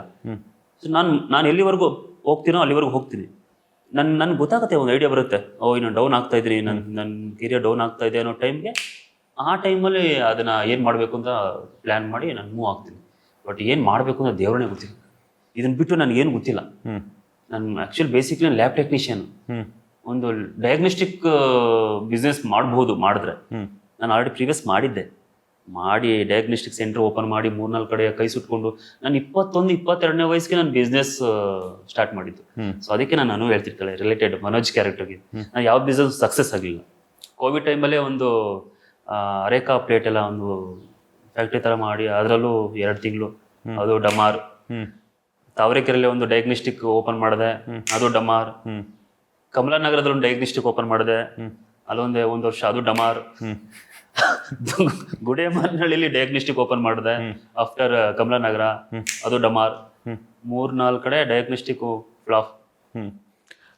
ನಾನೀಗ ಬಿಸ್ನೆಸ್ ಕೈ ಹಾಕ್ಬೇಕು ಅಂದ್ರೆ ನನ್ನ ಟೆನ್ಷನ್, ಭಯ. ಅದನ್ನ ಬಿಟ್ಟು ಡಯಾಗ್ನೋಸ್ಟಿಕ್ ಬಿಟ್ಟು ನಾನು ಕೋವಿಡ್ ಟೈಮಲ್ಲಿ ಅದೇ ನಾನು ಊರಲ್ಲಿ ಸೆಟ್ಲ್ ಆದೆ ಅಂತ ಹೇಳಿದ್ನಲ್ಲ, ಅರಿಕಾ ಪ್ಲೇಟ್ಸ್ ಅಂತ ಒಂದು ಟ್ರೆಂಡ್ ಇತ್ತು ಆ ಟೈಮಲ್ಲಿ, ಪ್ಲೇಟ್ಗಳು ಬರ್ತವೆ. ಅದು ನಾವು ಮಾಡಿದೆ. ಅದು 2-3 ಅದನ್ನು 2 ತಿಂಗಳು 3 ತಿಂಗಳು ಡಮಾರ್, ಎಲ್ಲ ಡಮಾರ್. ನನ್ಗೆ ಅದೆಲ್ಲ ಈ ಬಿಸ್ನೆಸ್, ಈ ಮನೋಜ ಕ್ಯಾರೆಕ್ಟರ್ಗೆ ಸಮ್ಟೈಮ್ಸ್ ಅದನ್ನ ರಿಲೇಟ್ ಮಾಡ್ಕೊತೀನಿ. ಏನಪ್ಪ ಇದು ಹಿಂಗೆ ಆಗ್ತಿದೆಯಲ್ಲ, ಸೊ ಇದೇನಾದರೂ ವೈಬ ನನಗಿದು, ಈ ಥರ ಕ್ಯಾರೆಕ್ಟರ್ ಮಾಡ್ತಿರೋದಕ್ಕೆ ಈ ಥರ ಆಗ್ತಿದೆಯಾ ನನ್ನ ಲೈಫಲ್ಲಿ ನನ್ನ ಹತ್ರ ಆಗ್ಬಿಡುತ್ತೆ. ಫೈನ್, ಈಗ ಚೆನ್ನಾಗಿ ಬ್ಯುಸಿ ಇದ್ದೀನಿ, ಅರ್ನ್ ಮಾಡ್ತಾ ಇದ್ದೀನಿ. ಎಲ್ಲಿವರೆಗೂ ಚೆನ್ನಾಗಿ ಹೋಗುತ್ತೋ ಅಲ್ಲಿವರೆಗೂ ಹೋಗಲಿ. ಬಿಸ್ನೆಸ್ಸಲ್ಲಿ ಆಮೇಲೆ ಫೋಕಸ್ ಮಾಡ್ತೀನಿ. ಸದ್ಯಕ್ಕೆ ಬಿಸ್ನೆಸ್. ಮನೆಯಲ್ಲಿ ಹೋಮ್ ಮಿನಿಸ್ಟರ್, ಫೈನಾನ್ಷಿಯಲ್ ಮಿನಿಸ್ಟರ್ ಯಾರು ಅಂತ? ಹಾಗೆಲ್ಲ ಏನಿಲ್ಲ ಪಾಪ. ಹೋಮ್ ಮಿನಿಸ್ಟರ್ ನಾನೇ, ಫೈನಾನ್ಷಿಯಲ್ ಮಿನಿಸ್ಟರ್ ನಾನೇ. ಅವ್ರು ಹೇಳಿದ್ರೆ ಆಗ್ಲೇ ನಂಗೆ ದುಡ್ಡಿನ ವಿಚಾರದಲ್ಲಿ ಸ್ವಲ್ಪ ಯಾಮಾರ್ತಾರೆ ಅಂತ.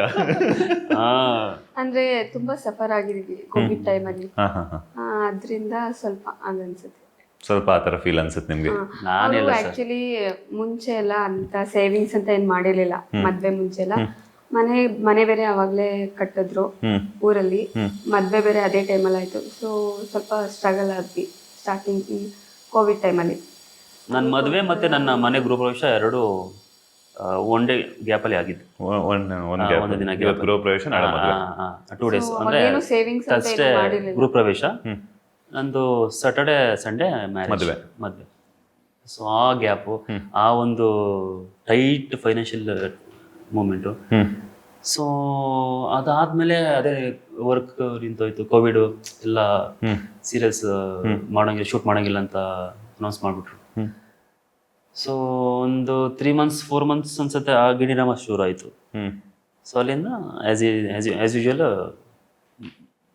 ತೆಲುಗಲ್ಲಿ ಬ್ಯುಸಿ ಆಗಿಬಿಟ್ಟೆ ನಾನು. ನನ್ನ ಮದುವೆ ಆದಮೇಲೆ ತೆಲುಗು ಬ್ಯುಸಿ ಆಗಿತ್ತು. ತೆಲುಗು 2 weeks ಶೂಟ್ ಮಾಡಿದ್ರೆ ಇಲ್ಲಿ 2 weeks ಫ್ಯಾಮಿಲಿಗೆ ಟೈಮ್ ಕೊಡೋಕ್ಕಾಗ್ತಾ ಇಲ್ಲ. 3 serial ಕಂಟಿನ್ಯೂಸ್ ಆಗಿ ಮಾಡಿಬಿಟ್ಟೆ ನಾನು. ಒಂದು ವೈಂಡ್ ಅಪ್ ಆದರೆ ಇಮಿಡಿಯೇಟ್ಲಿ ಇನ್ನೊಂದು ಸಿಕ್ಬಿಡೋದು. ಅಂದರೆ ನನ್ನ ಕ್ಯಾರೆಕ್ಟರ್ನ ಚೂಸ್ ಮಾಡ್ತಾ ಇರಲಿಲ್ಲ. ಅಂದರೆ ನಾನು ಫೈನಾನ್ಷಿಯಲಿ ನನ್ನ ಫ್ಯಾಮಿಲಿ ಚೆನ್ನಾಗಿರಬೇಕು, ಯಾವುದೋ ಒಂದು ಹೊಟ್ಟೋಗ್ಲಿ ಅಂತ ಹೋಗ್ತಾ ಇದ್ದೆ. ಸೊ ಆ ಥರ ನಾನು ಲೈಫ್ ಲೀಡ್ ಮಾಡಿರೋದು. ಸೊ ಎಲ್ರ ಥರ ಈ ಥರ ಕ್ಯಾರೆಕ್ಟ್ರು ಇಲ್ಲಿ ಬಂದ್ರೇನೆ ಮಾಡೋದು, ಇಲ್ಲ ನಾನು ಮಾಡಲ್ಲ ವೇಟ್ ಮಾಡ್ತೀನಿ ಅನ್ನೋ ಥರ ಇಲ್ಲ. ಅಂದರೆ ಮ್ಯಾಕ್ಸಿಮಮ್ ನೋಡ್ತೀನಿ. ತುಂಬಾ ವೀಕ್ ಅಂತ ಅಂದ್ರೆ ಮಾಡಕ್ ಹೋಗಲ್ಲ. ಒಂದು ಓಕೆ ಫೈನ್, ಇದನ್ನ ಮಾಡ್ಕೊಂಡು ಹೋಗ್ಬೋದು ಅಂದ್ರೆ ಆರಾಮಾಗಿ ಮಾಡ್ಕೊಂಡು ಹೋಗ್ತೀನಿ. Yes sir. ಫಸ್ಟ್ ಪ್ರಪೋಸ್ ಮಾಡಿದ್ದು ಯಾರು ಅಂತ? ಆ ಥರ ಇಲ್ಲೇ ಇಲ್ಲಿ ಸರ್, ನಾವು ಅರೇಂಜ್ ಮ್ಯಾರೇಜ್ ಅಲ್ಲ. ಅರೇಂಜ್ ಮ್ಯಾರೇಜ್ ಆದ್ಮೇಲೆ ಪ್ರಪೋಸೇ ಮಾಡಿಲ್ವಾ? ಐ ಲವ್ ಯು ಅಂತ ಹೇಳ. ನಾನು ಇದನ್ನ ನಂಬಕ್ಕಾಗಲ್ಲ, ನಂದೀಶ್ ಅವ್ರ ಈ ಥರ ಹೇಳಲ್ಲ ಅಂತಂದ್ರೆ. ಅದರೆಲ್ಲ ಹೇಳಿದ್ದಾರೆ. ಅಲ್ಲ, ಆನ್ ಸ್ಕ್ರೀನ್ ಅಲ್ಲೇ ಅಷ್ಟೊಂದು ರೊಮ್ಯಾಂಟಿಕ್ ಆಗಿರ್ತಾರೆ, ಇನ್ನು ಆಫ್ ದಿ ಸ್ಕ್ರೀನ್ ಇನ್ನೆಷ್ಟು ರೊಮ್ಯಾಂಟಿಕ್ ಆಗಿರ್ತಾರೆ. ನಾನೇ ಹೇಳಿರ್ತೀನಿ ಸರ್, ಹೇಳಿರ್ತೀನಿ. ಅಲ್ಲ, ನಿಮ್ಗೆ ಕನ್ಫರ್ಮ್ ಇಲ್ಲ? ಅಲ್ಲ, ತುಂಬಾ ಸಲ ಹೇಳ್ತೀನಲ್ಲ, ಯಾವಾಗ ಹೇಳಿರ್ತೀನಿ ಅಂತ ಇಲ್ಲ. ಬಟ್ ಫೋನಲ್ಲಿ ಫಸ್ಟ್ ಟೈಮ್ ಯಾವಾಗ ಹೇಳಿದ್ರಿ? ಮದುವೆಗಿಂತ ಮುಂಚೆನೇ ಹೇಳಿದ್ದೀನಿ. ನೋಡಿದ್ರಾ? ಅದು ಫೋನಲ್ಲಿ ಹೇಳಿರ್ತೀನಿ. ನನ್ಗೆ ಐ ಲವ್ ಯು ಟು ಹೇಳ್ಸ್ಕೊಳಕ್ ತುಂಬಾ ಟೈಮ್ ತಗೊಂಡೆ. ಯಾಕೆ? ತುಂಬಾ ಶೈ. ಐ ಲವ್ ಯು ಹೇಳಿದ್ರೆ ನಾಳೆ ಕರ್ಗೋಗಿ ನೀರಾಗಿ ಹರ್ಕೊಂಡು ಹೋಗ್ತಾ ಇರ್ತಾಳೆ. ಎಲ್ಲಿ ಐ ಲವ್ ಯು ಟು ಅಂತ ಎಲ್ಲಿ ಹೇಳ್ಸ್ಕೊಳ್ಳೋದು? ಹಂಗು ಇಲ್ಲ, ನಾ ಐ ಲವ್ ಯು ಹೇಳಿದ್ರೆ ಆಯ್ತು, ಐ ಲವ್ ಯು ಟು ಹೇಳ್ರಿ ಇದ್ರೆ ಐ ಲವ್ ಯು ಟು, ಅದು ಟು ಕೇಳಿಸ್ತಾ ಇರಲಿಲ್ಲ. ಇಷ್ಟು ಜಗಳ ಮಾಡಿದ್ದೀನಿ. ಮಾತಾಡ್ಬೇಕು, ನೀವು ಮಾತಾಡಲ್ಲ ಅಂದ್ರೆ ಆಗಲ್ಲ. ಎಷ್ಟು ಫೋನ್ ಆದ್ರೂ ಮಾತಾಡಿ, ಮನಸ್ ಬೀಚ್ ಮಾತಾಡಿ ಅಂತ. ನಾನ್ ಮಾತಾಡ್ದ ಒಂದ್ ಸೈಡ್ ಅಷ್ಟೇ, ಇನ್ನೊಂದ್ ಸೈಡ್ ಏನಿಲ್ಲ, ಅಷ್ಟೇ. ಆಮೇಲೆ ಮೋನ್ ಮಾಡಿ ಈ ಲೆವೆಲ್ಗೆ ಇಂಟರ್ವ್ಯೂಗೆ ಬಂದು ಕುತ್ಕೊಳ್ಳೋ ರೇಂಜ್ ತಂದಿಟ್ಟಿದ್ದೀನಿ ಈಗ. ಎಸ್. ನೀವು ಫಸ್ಟ್ ಅವ್ರಿಗೆ ಏನು ಗಿಫ್ಟ್ ಕೊಟ್ರಿ ಅಂತ? ಏನು ಗಿಫ್ಟ್ ಕೊಟ್ಟೇನು? ಒಂದು ಡ್ರೆಸ್ ಕೊಡ್ಸಿದ್ರು. ಡ್ರೆಸ್ ಕೊಡ್ಸಿದ್ರು. ಬರ್ಡೇ ಟೈಮಲ್ಲಿ ಒಂದು ಸಿಲ್ವರ್ದು ಒಂದು ಬ್ರೆಸ್ಲೆಟ್ ಮತ್ತೆ ಚೈನ್, ಕಾಲ್ಗೆ ಚೈನ್. ನೀವು? ನಾನು ಜಿಮ್ಗೆ ಹೋಗ್ತಾ ಇದ್ರಂತ ಡ್ರೈ ಫ್ರೂಟ್ಸ್ ಮದುವೆಗೆ ಮುಂಚೆ ಒಂದು ಬಾಕ್ಸ್, ಎಲ್ಲ ಥರ ಡ್ರೈ ಫ್ರೂಟ್ಸ್ ಒಂದು ಕಿಟ್ ಕೊಟ್ಟಿದ್ದು. ಅದು ಮೂವಿಗೆ ಹೋಗಿದ್ವಿ, ಅಲ್ಲಿ ಗಿಫ್ಟ್ ಮಾಡಿದ್ದು. ಆ ಟೈಮಲ್ಲಿ ಯಾವುದೋ ಕಿಸ್ ಅನ್ಸುತ್ತೆ, ಯಾವುದೋ ಒಂದು ಮೂವಿ, ಫಸ್ಟ್ ಮೂವಿ ಇರಬೇಕು, ಯಾವುದೋ ಮೂವಿಗೆ ಹೋಗಿದ್ವಿ, ಅಲ್ಲಿ ಗಿಫ್ಟ್ ಮಾಡಿದ್ದು. ಅಲ್ಲೇ ಫಸ್ಟ್ ಕಿಸ್ ಆಯ್ತಾ? ಕಿಸ್ ಸಿನಿಮಾಗೆ ಹೋಗಿ? ಮದುವೆಗಿಂತ ಮುಂಚೆ ಏನಿಲ್ಲ, after marriage of course. Yes sir. ಈಗ ಆಗಲೇ ಮಾತಾಡ್ತಾ ಫಿನಾನ್ಷಿಯಲ್ ಅಂತ ಮಾತಾಡಿದ್ರೆ, ಸೊ ದುಡ್ಡಿನ ವಿಚಾರದಲ್ಲಿ ಯಾವತ್ತಾದ್ರೂ ಸಫರ್ ಆಗಿರುವಂತಹ ಮೂಮೆಂಟ್ ಬಗ್ಗೆ ಹೇಳೋದಾದ್ರು? ತುಂಬ ಸಲ. ಲಾಕ್ಡೌನ್ ಕೋವಿಡ್ ಟೈಮಲ್ಲೇ ನನಗೆ ಆ ಥರ ತುಂಬ ಪ್ರಾಬ್ಲಮ್ ಆಯಿತು. ಹ್ಮ್ ಈ ಕಡೆ ಕಾರ್ ಲೋನು, ಆಮೇಲೆ ಆಫ್ಟರ್ ಏನು ನನ್ನ ಅನೇಕ ಖರ್ಚು, ನನ್ನ ಬಿಸ್ನೆಸ್ ಬೇರೆ ಮಾಡಿದ್ರಲ್ಲ, ಅದ್ರ ಬೇರೆ ಲಾಸ್ ಆಯಿತು. ನನ್ನ ಹೆಂಡತಿ ಅವಾಗ ಪ್ರೆಗ್ನೆಂಟು, ನನ್ನ ಟ್ರೀಟ್ಮೆಂಟು, ಸ್ಕ್ಯಾನಿಂಗು, ಮೆಡಿಷನ್ನು, ಡೆಲಿವರಿ ಬೇರೆ ಆಯಿತು ಆ ಟೈಮಲ್ಲಿ. December end.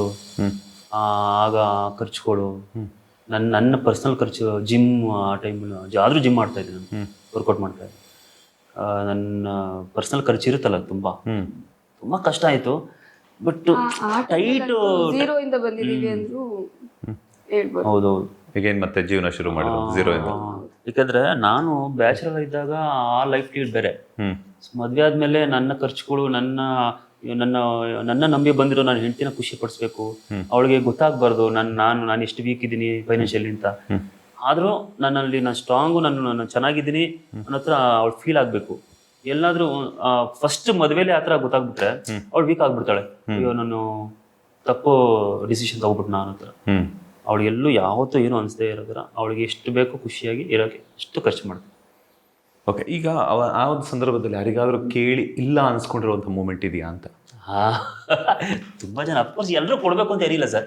ಕೊಡಬೇಕು ಅಂತ ಏನಿಲ್ಲ. ಬಿಕಾಸ್ ಕೆಲವೊಬ್ಬರು, ಈಗ ನಾವು ದುಡ್ಡಿನ ವ್ಯವಹಾರ ಮಾಡೋದಾದ್ರೆ ಒಂದಷ್ಟು ಜನರ ಹತ್ರ ಮಾತ್ರ ಕೇಳಕ್ಕೆ ಸಾಧ್ಯ. ಬಿಕಾಸ್ ಯಾಕೆಂತಂದ್ರೆ ಅವ್ರು ಕೊಡ್ತಾರೆ ಅನ್ನೋಂಥ ನಂಬಿಕೆನೋ ಅಥವಾ ಇಲ್ಲ ಅಂತಂದ್ರೆ ಎಲ್ಲರ ಹತ್ರ ಸಿಕ್ಕಿರೋಂಥರ ಹತ್ರನೂ ಕೇಳಕ್ಕೆ ಹೋಗಲ್ಲ.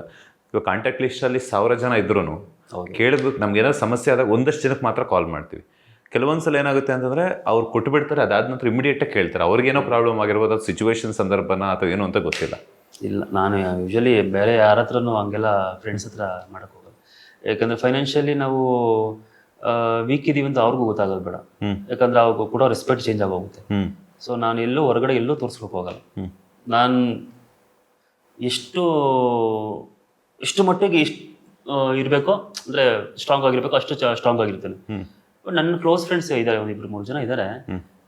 ಏನೇ ಇದ್ರು ಅವ್ರ ಹತ್ರ ಶೇರ್ ಮಾಡ್ಕೊತೀನಿ. ಗಿವ್ ಅಂಡ್ ಟೇಕ್ ಪಾಲಿಸಿ ಇದ್ದೇ ಇರುತ್ತೆ. ಸೊ ಕೇಳಿ ಇಲ್ಲ ಅಂದಿದ್ದವರು ಇದ್ದಾರೆ. ಬೇಡ, ಅವ್ರ ಹೆಸರೆಲ್ಲ ಏನು ಬೇಡ, ಹೆಸರೇನು ಬೇಡ. ಆ ಮೂಮೆಂಟ್ ಬಗ್ಗೆ ಹೇಳೋದ ಹಿಂಗೆ ಅನ್ನಿಸ್ತು, ಅಥವಾ ನೀವೇ ಕೊಟ್ಟು ಕಳ್ಕೊಂಡಿರೋ ಅಂಥದ್ದು ಇದೆಯಾ ಆ ಥರ ಏನಾದ್ರು ಅಂತ?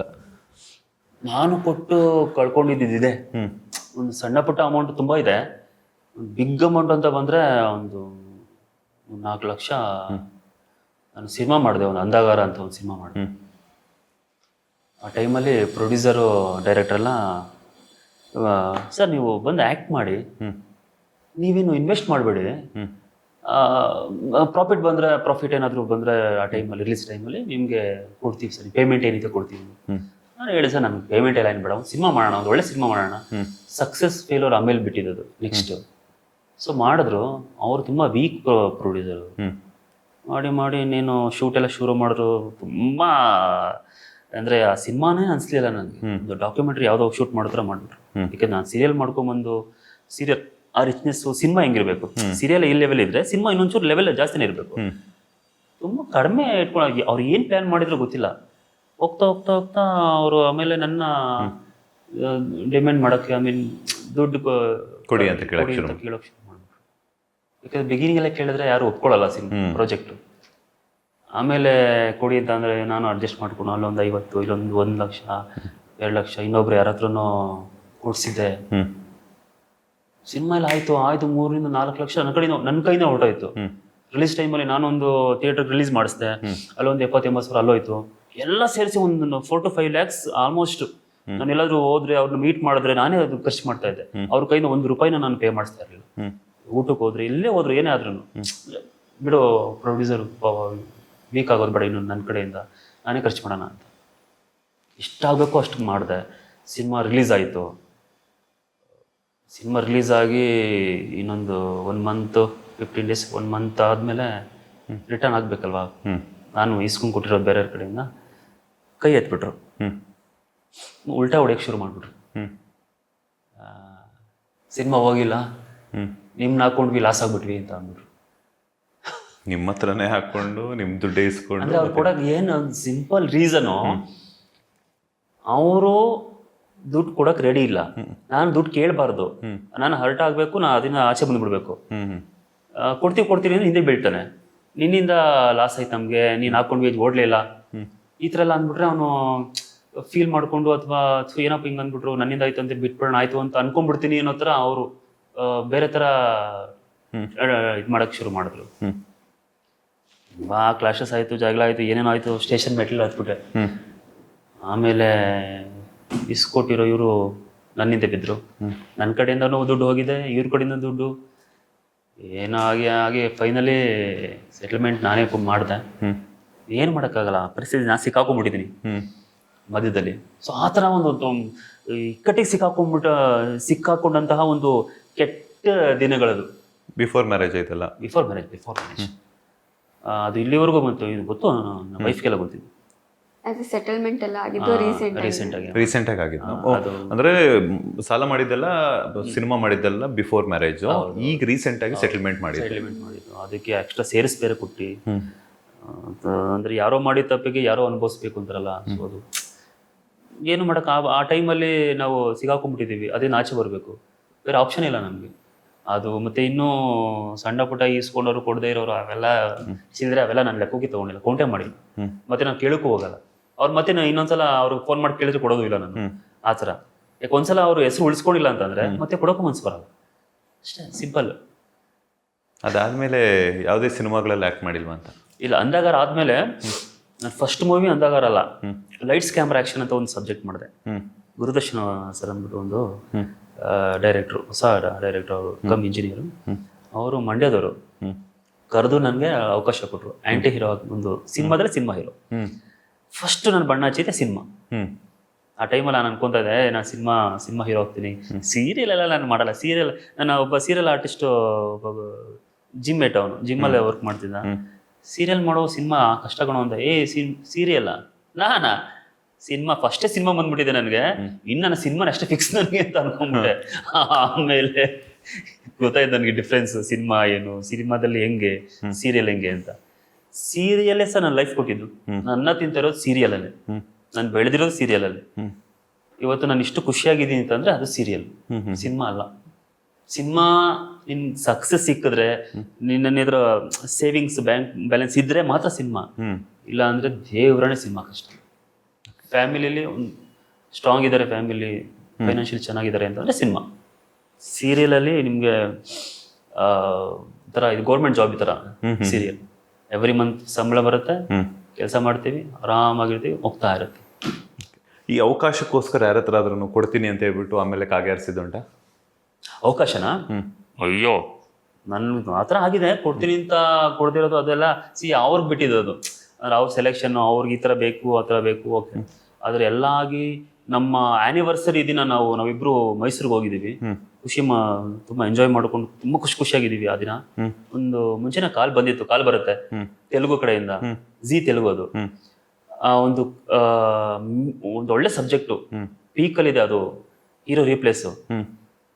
ಸರ್ ಬಂದ್ಬಿಡಿ ನೀವು ಪ್ಯಾಕ್ ಮಾಡಿಕೊಂಡು ಅಂದ್ಬಿಟ್ಟು ನನ್ನ ಫ್ಲೈಟ್ ಟಿಕೆಟು ಬುಕ್ ಮಾಡಿ ಕರ್ಸ್ಕೊಂಬಿಟ್ರು. ನೆಕ್ಸ್ಟ್ ಮಾರ್ನಿಂಗು 5:30ಗೆ ನನಗೆ ಫ್ಲೈಟು. ಅಲ್ಲಿಂದ ನಾನು ಇಮ್ಮಿಡಿಯೇಟ್ ಬಂದು ಇಲ್ಲೆಲ್ಲ ಫುಲ್ ಪ್ಯಾಕ್ ಮಾಡ್ಕೊಂಡು ಫುಲ್ ಖುಷಿಯಾಗಿ, ಇವ್ ನೋಡಿ ಆ್ಯನಿವರ್ಸರಿ ದಿನ ನನಗೆ ಒಳ್ಳೆ ಗುಡ್ ನ್ಯೂಸ್ ಬಂದ್ಬಿಡ್ತು ಅಂದ್ಬಿಟ್ಟು ಅಷ್ಟು ಖುಷಿಯಾಗಿ ಬೆಳಿಗ್ಗೆ ನಾನು ನಿದ್ದೆನೇ ಬರಲಿಲ್ಲ ಆ ಡೇ. ಏರ್ಪೋರ್ಟ್ಗೆ ಹೋದೆ, ಬೋರ್ಡಿಂಗ್ ಎಲ್ಲ ಆಯಿತು, ಲಗೇಜ್ ಎಲ್ಲ ಕಳಿಸ್ಬಿಟ್ಟಿದ್ದೀನಿ, ಕೂತಿದ್ದೀನಿ ಫ್ಲೈಟು ವೇಟಿಂಗ್. ನಾನು ಮ್ಯಾನೇಜರ್ ಕಾಲ್ ಮಾಡಿ, ಸರ್ ಸಾರಿ, ಅದು ಸಣ್ಣ ಮಿಸ್ಟೇಕು, ಅದೇನೋ ಚಾನಲ್ ಅವ್ರು ಬರಬೇಕಾಯ್ತು, ಚಾನಲಿನ ಯಾರು ಬರ್ತಾರೆ ಅಂತ ಹೇಳಿದ್ರು. ಅವ್ರು ಬರ್ತಾ ಇಲ್ಲ ಇವತ್ತು, ನಾಳೆ ಬರ್ತಾರಂತೆ. ಸೊ ಇವತ್ತು ಬೇಡ ಸರ್, ಕ್ಯಾನ್ಸಲ್, ವಾಪಸ್ ಹೋಗ್ಬಿಡಿ ಅಂತ ಅಂದರು. ಅವತ್ತೇನಾಗಿದೆ, ನಾನು 5:30 ಫ್ಲೈಟು ನಾನು ಮಿಸ್ ಆಗಿ ನಾನು ಸ್ವಲ್ಪ ಲೇಟಾಗಿ ಹೋಗಿದೆ ಅಂದ್ಬಿಟ್ಟು ಆ ಫ್ಲೈಟ್ ಮಿಸ್ಸು. ನಾನು ಎಕ್ಸ್ಟ್ರಾ ಒಂದು 2000 ರೂಪೀಸ್ ಕೊಟ್ಟು ಸೇಮ್ ಇಂಡಿಗೋನೇ 7:30 ಫ್ಲೈಟ್ಗೆ ಬುಕ್ ಮಾಡಿಕೊಂಡೆ, ಎಕ್ಸ್ಟ್ರಾ ಅಮೌಂಟ್ ಪೇ ಮಾಡಿ. ಆ ಫ್ಲೈಟ್ ಮಿಸ್ ಆಗಿದೆ ಒಂದು 7:30 ಫ್ಲೈಟು. ಅದ್ರಲ್ಲಿ ಇವ್ರು ಫೋನ್ ಮಾಡಿ ಕ್ಯಾನ್ಸಲ್ ಆಗಿಬಿಟ್ಟಿದೆ, ಬರಬೇಡಿ ಸರ್, ವಾಪಸ್ ಹೋಗ್ಬಿಡಿ ಅಂತ ಅಂದ್ಬಿಟ್ಟು ನನಗೆ ತಲೆ ದಿಮ್ಮಿಡ್ದಂಗೆ ಆಗೋಯ್ತು. ಇಲ್ಲಿವರೆಗೂ ಬಂದ್ಬಿಟ್ಟಿದ್ದೀನಿ, ಏನೇನೋ ಕನ್ಸು ಕಟ್ಕೊಂಡು ಹಿಂಗಂದ್ಬಿಟ್ರಲ್ಲ, ಏನು ಮಾಡೋದೀಗ ಅಂತ. ಒಂದು ಲಗೇಜ್ ಬೇರೆ ಕಳಿಸ್ಬಿಟ್ಟಿದ್ದೀನಿ, ಲಗೇಜ್ ಮತ್ತೆ ವಾಪಸ್ ತೊಗೊಳ್ದೆಲ್ಲ ಗೊತ್ತಿಲ್ಲ, ಅದು ಈಗ ಪ್ರೊಸೀಜರ್ ಏನೇನೋ ಇದೆ, ಏನು ಮಾಡೋದು, ಎಷ್ಟು ಮಾಡಿದೆ. ಆಲ್ರೆಡಿ ನಾನು ತೆಲುಗು ಒಂದು ಫಸ್ಟ್ ವೀಕ್ ಸೆಕೆಂಡ್ ವೀಕ್ ಮಾಡ್ತಿದ್ದೆ, ಜೆಮಿನಿಗೆ ಮಾಡ್ತಾ ಇದ್ದೆ. ಇದು ನನಗೆ ಜಿ ತೆಲುಗು ಸಿಕ್ಕಿದ್ದು. ಯೋಚನೆ ಮಾಡಿದೆ, ಈಗ ಹೋಗ್ಬಿಡೋಣ ಹೈದ್ರಾಬಾದು, ರೂಮಲ್ಲಿ ಇರೋಣ. ನಾನು ಮುಂಚೆ ಆ ರೂಮಲ್ಲಿ ಇರ್ತಿದ್ದೆ, ಆ ರೂಮ್ ಬುಕ್ ಮಾಡ್ಕೊಂಡು ಇದ್ಬಿಡೋಣ. ಹೆಂಗಿದ್ರು ಒಂದು 4 to 5 days ಆದಮೇಲೆ ಹೆಂಗಿದ್ರು ಇದು ಈ ಶೆಡ್ಯೂಲ್ ಶುರು ಆಗುತ್ತೆ. ಆ ಶೆಡ್ಯೂಲ್ಗೆ ಅಟೆಂಡ್ ಆಗಿಬಿಟ್ಟು ಬಂದ್ಬಿಡೋಣ, ಈಗ ವಾಪಸ್ ಹೋಗೋಕ್ಕಾಗಲ್ಲ ಬೆಂಗಳೂರಿಗೆ. ಹಿಂಗೆಲ್ಲ ಹೋದ್ರೆ ಮತ್ತೆ ನನ್ನ ವೈಫ್ ಅಪ್ಸೆಟ್ ಆಗ್ತಾಳೆ. ಹಿಂಗೆಲ್ಲ ಆದರೆ ಹೊಟ್ಬಿಟ್ಟೆ. ಹೇಳಿಲ್ಲ, ನನ್ನ ಹೆಂಡತಿಗೂ ಹೇಳಿಲ್ಲ. ಹೈದ್ರಾಬಾದ್ಗೆ ಹೋದೆ. ಅದು ಒಂದು 4-5 days ನಂದೇ ಹೋಟೆಲ್ ಪೇಮೆಂಟ್ ಎಲ್ಲ ಅದೆಲ್ಲ ಬಿಲ್ ಎಲ್ಲ ನಾನೇ ಪೇ ಮಾಡಿ ಅಲ್ಲೇ ಇದ್ದು ನೆಕ್ಸ್ಟ್ ಆ ಶೂಟಿಂಗ್ ಮುಗಿಸ್ಕೊಂಡು ಬಂದ್ಮೇಲೆ ಹೇಳಿದೆ ಈ ಥರ ಆಯಿತು ಅಂತ. ಅದು ಕೊನೆಗೆ ನಂಗೆ ಸಿಗಲೇ ಇಲ್ಲ. ಯಾಕೆ ಅದು ಕ್ಯಾನ್ಸಲ್ ಆಯಿತು ಅಂದರೆ ಅದೇ ಸೇಮ್ ಹೀರೋ ಅವ್ನು ಮಾಡಲ್ಲ ಅಂತ ಅಂದ್ಬಿಟ್ಟು ಓಕೆ ನಾನೇ ಕಂಟಿನ್ಯೂ ಮಾಡ್ತೀನಿ ಅಂತ ಕಂಟಿನ್ಯೂ ಮಾಡ್ದ. ಅದು ಲಾಸ್ಟ್ ಮೂಮೆಂಟಲ್ಲಿ ಅವತ್ತು ಅವ್ರಿಗೆ ಮಾರ್ನಿಂಗ್ ಗೊತ್ತಾಗಿದೆ, ನೈಟ್ ಗೊತ್ತಾಗಿದೆ. ಬಟ್ ನನಗೆ ಅದು ಗೊತ್ತಾಗಿದ್ದು ಲಾಸ್ಟ್ ಮೂಮೆಂಟಲ್ಲಿ. ಅದು ತುಂಬ ಬೇಜಾರಾಯ್ತು ನನಗೆ. ಅಂದರೆ ಎಲ್ಲ ರೆಡಿಯಾಗಿ ಹೊರಡೋ ಟೈಮಲ್ಲಿ ನೀವು ವಾಪಸ್ ಹೋಗಿ ಅಂದರೆ ಹೆಂಗಾಗುತ್ತೆ ಮನಸ್ಸಿಗೆ. ಅದ್ರ ಬಿಟ್ಟು ಸೆಲೆಕ್ಟ್ ಆಗ್ತೀನಿ ಅಂತ ವೆಯ್ಟ್ ಮಾಡಿದ್ದು ಬಿಗಿನಿಂಗ್ ಟೈಮಲ್ಲಿ ತುಂಬ ಸ್ಟ್ರಗಲ್ ಮಾಡಿ ತುಂಬ ಇದೆ. ನನಗೆ ಯಾರಾದರೂ ಫೋನ್ ಮಾಡಿ ಯಾವ್ದಾದ್ರು ಮ್ಯಾನೇಜರ್ ನಂಬರ್ ನನ್ನ ಮೊಬೈಲ್ ಕಾಲ್ ಬಂದ್ಬಿಟ್ರೆ ಖುಷಿ ಆಗ್ಬಿಡೋದಪ್ಪ. ಯಾವುದೋ ಕಾಲ್ ಬಂತು, ಹಲೋ ಸರ್ ಕ್ಯಾರೆಕ್ಟರ್ ಇದೆ ಮಾಡ್ತೀರಾ? ಹ್ಞೂ ಸರ್ ಮಾಡ್ತೀನಿ ಸರ್, ಯಾವ್ದು ಹೇಳಿ ಸರ್. ಈ ಥರ ಎಲ್ಲ ಹಸುವು ಸ್ಟ್ರಗಲ್ ಟೈಮಲ್ಲಿ. ಅದಾದಮೇಲೆ 15 ವರ್ಷದ ಹಿಂದೆ ಮಾತಿದ್ದು.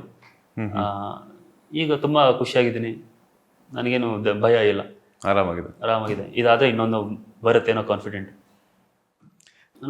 ಹಾಯ್, ನೀವು ಅಪ್ಪನ ಮಗನ ಅಮ್ಮನ ಮಗನ? ಅಮ್ಮ. ಅಪ್ಪ ಇಷ್ಟ ಇಲ್ವಾ? ಅವನಿಗೆ ಏನು ಫೇವರ್ ಆಗಬೇಕೋ ಆ ಕಡೆ. ಯಾವಾಗ? ಮಗನ ಯಾರಿಷ್ಟ ನಿನಗೆ? ಯಾರಿಷ್ಟ ನಿನಗೆ?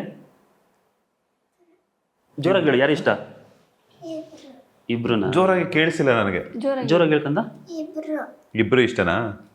ಅಪ್ಪ ಯಾಕೆ ಮಾಡೋ ಆಸೆ ಸೀರಿಯಲ್ ನೋಡ್ತೀರಾ? ಯಾವ ಕ್ಯಾರೆಕ್ಟರ್ ಇಷ್ಟ ಆಸೆ ಸೀರಿಯಲಲ್ಲಿ? ಆಸೆಲಿ ಯಾವ ಕ್ಯಾರೆಕ್ಟರ್ ಇಷ್ಟ ಹೇಳಿ ಮಗನೆ? ಯಾರಿಷ್ಟ ನಿನಗೆ?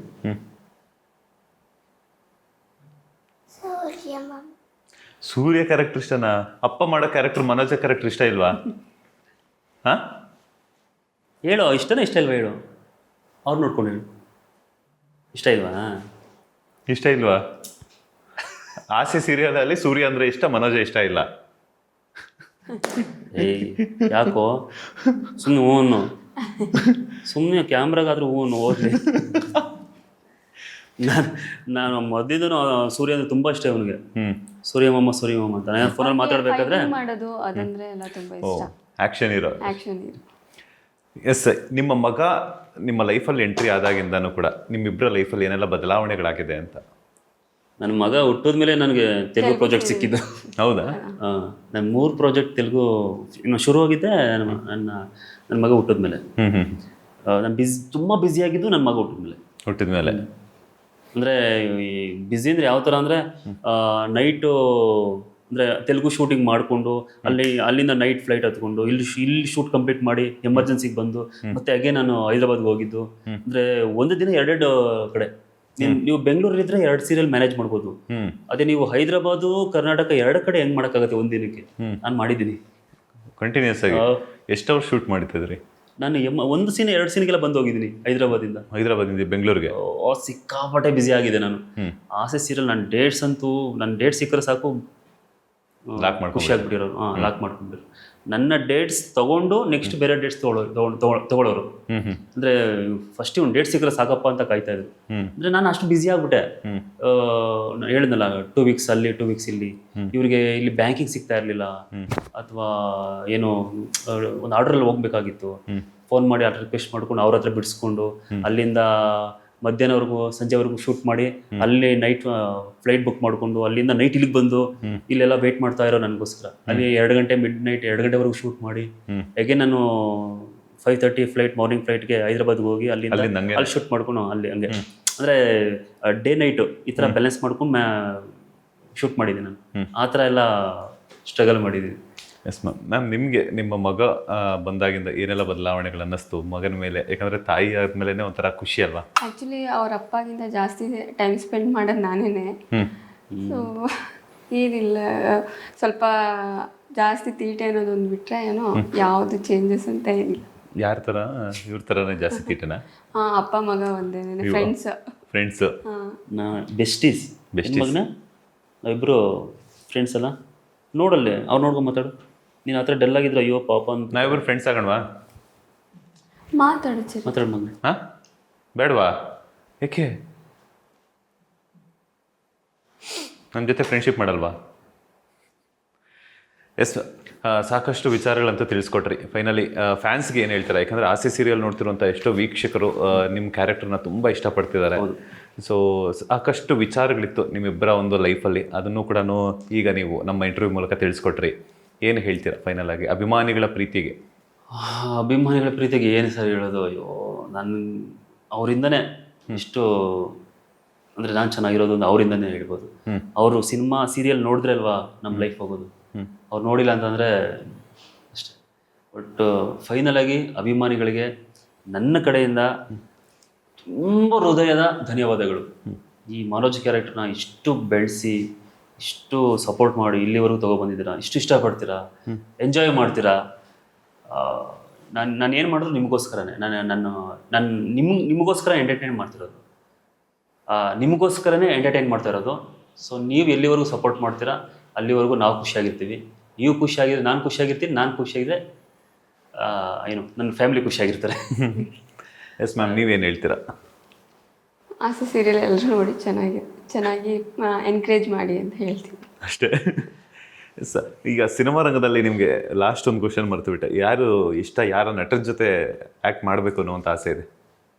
ನನಗೆ ಸಿನಿಮಾ ಸೀರಿಯಲ್ ಹುಚ್ಚು. ಸಿನಿಮಾ ಸೀರಿಯಲ್ ಅಂತ ಡಿಫ್ರೆನ್ಸ್ ಇಲ್ಲ. ಈ ಆ್ಯಕ್ಟಿಂಗ್ ಹುಚ್ಚು ಹಿಡ್ದಿದ್ದೆ ನನ್ನ ಸುದೀಪ್ ಸರಿಂದ. ನಾನು ಚಂದು ಸಿನಿಮಾ ಒಂದು ನೋಡಿ ಇಮಿಡಿಯೇಟು ಹುಚ್ಚಾಗ್ಬಿಟ್ಟೆ ನಾನು.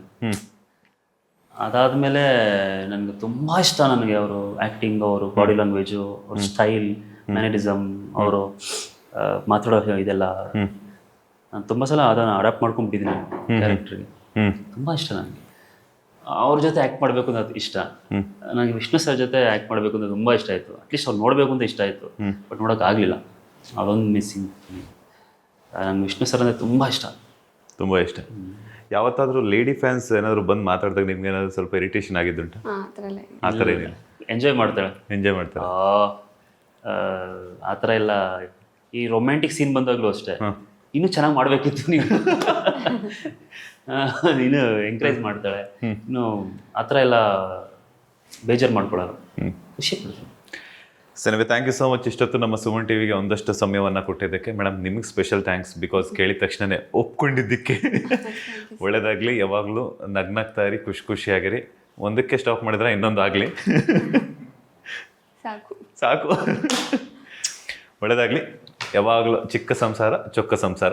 ಆಲ್ ದ ಬೆಸ್ಟ್ ಇಬ್ಬರಿಗೂ ಕೂಡ. ಮತ್ತಷ್ಟು ಪ್ರಾಜೆಕ್ಟ್ಗಳ ಮೂಲಕ ನೀವು ಕನ್ನಡ ಕಿರುತೆರೆ ವೀಕ್ಷಕರ ಮತ್ತು ಪ್ಲಸ್ ತೆಲುಗು ತೆರೆ ವೀಕ್ಷಕರ ಮುಂದೆನೂ ಕೂಡ ಬರುವಂಥದ್ದಾಗಲಿ. All the best. Thank you so much. And Suman ಟಿವಿಗೆ ನನ್ನ ಫ್ಯಾಮಿಲಿ ಕಡೆಯಿಂದ ಏನೋ ತುಂಬ ಹೃದಯದ ಧನ್ಯವಾದಗಳು. ಇಲ್ಲಿವರೆಗೂ ಬಂದು ನನ್ನ ಇಂಟರ್ವ್ಯೂ ಮಾಡಿ ನನ್ನ ಲೈಫ್ ಜರ್ನಿನ ತಿಳಿಸ್ಕೊಟ್ಟಿದ್ದಕ್ಕೆ ಆಡಿಯನ್ಸ್ಗೆ ಥ್ಯಾಂಕ್ ಯು ಸೋ ಮಚ್.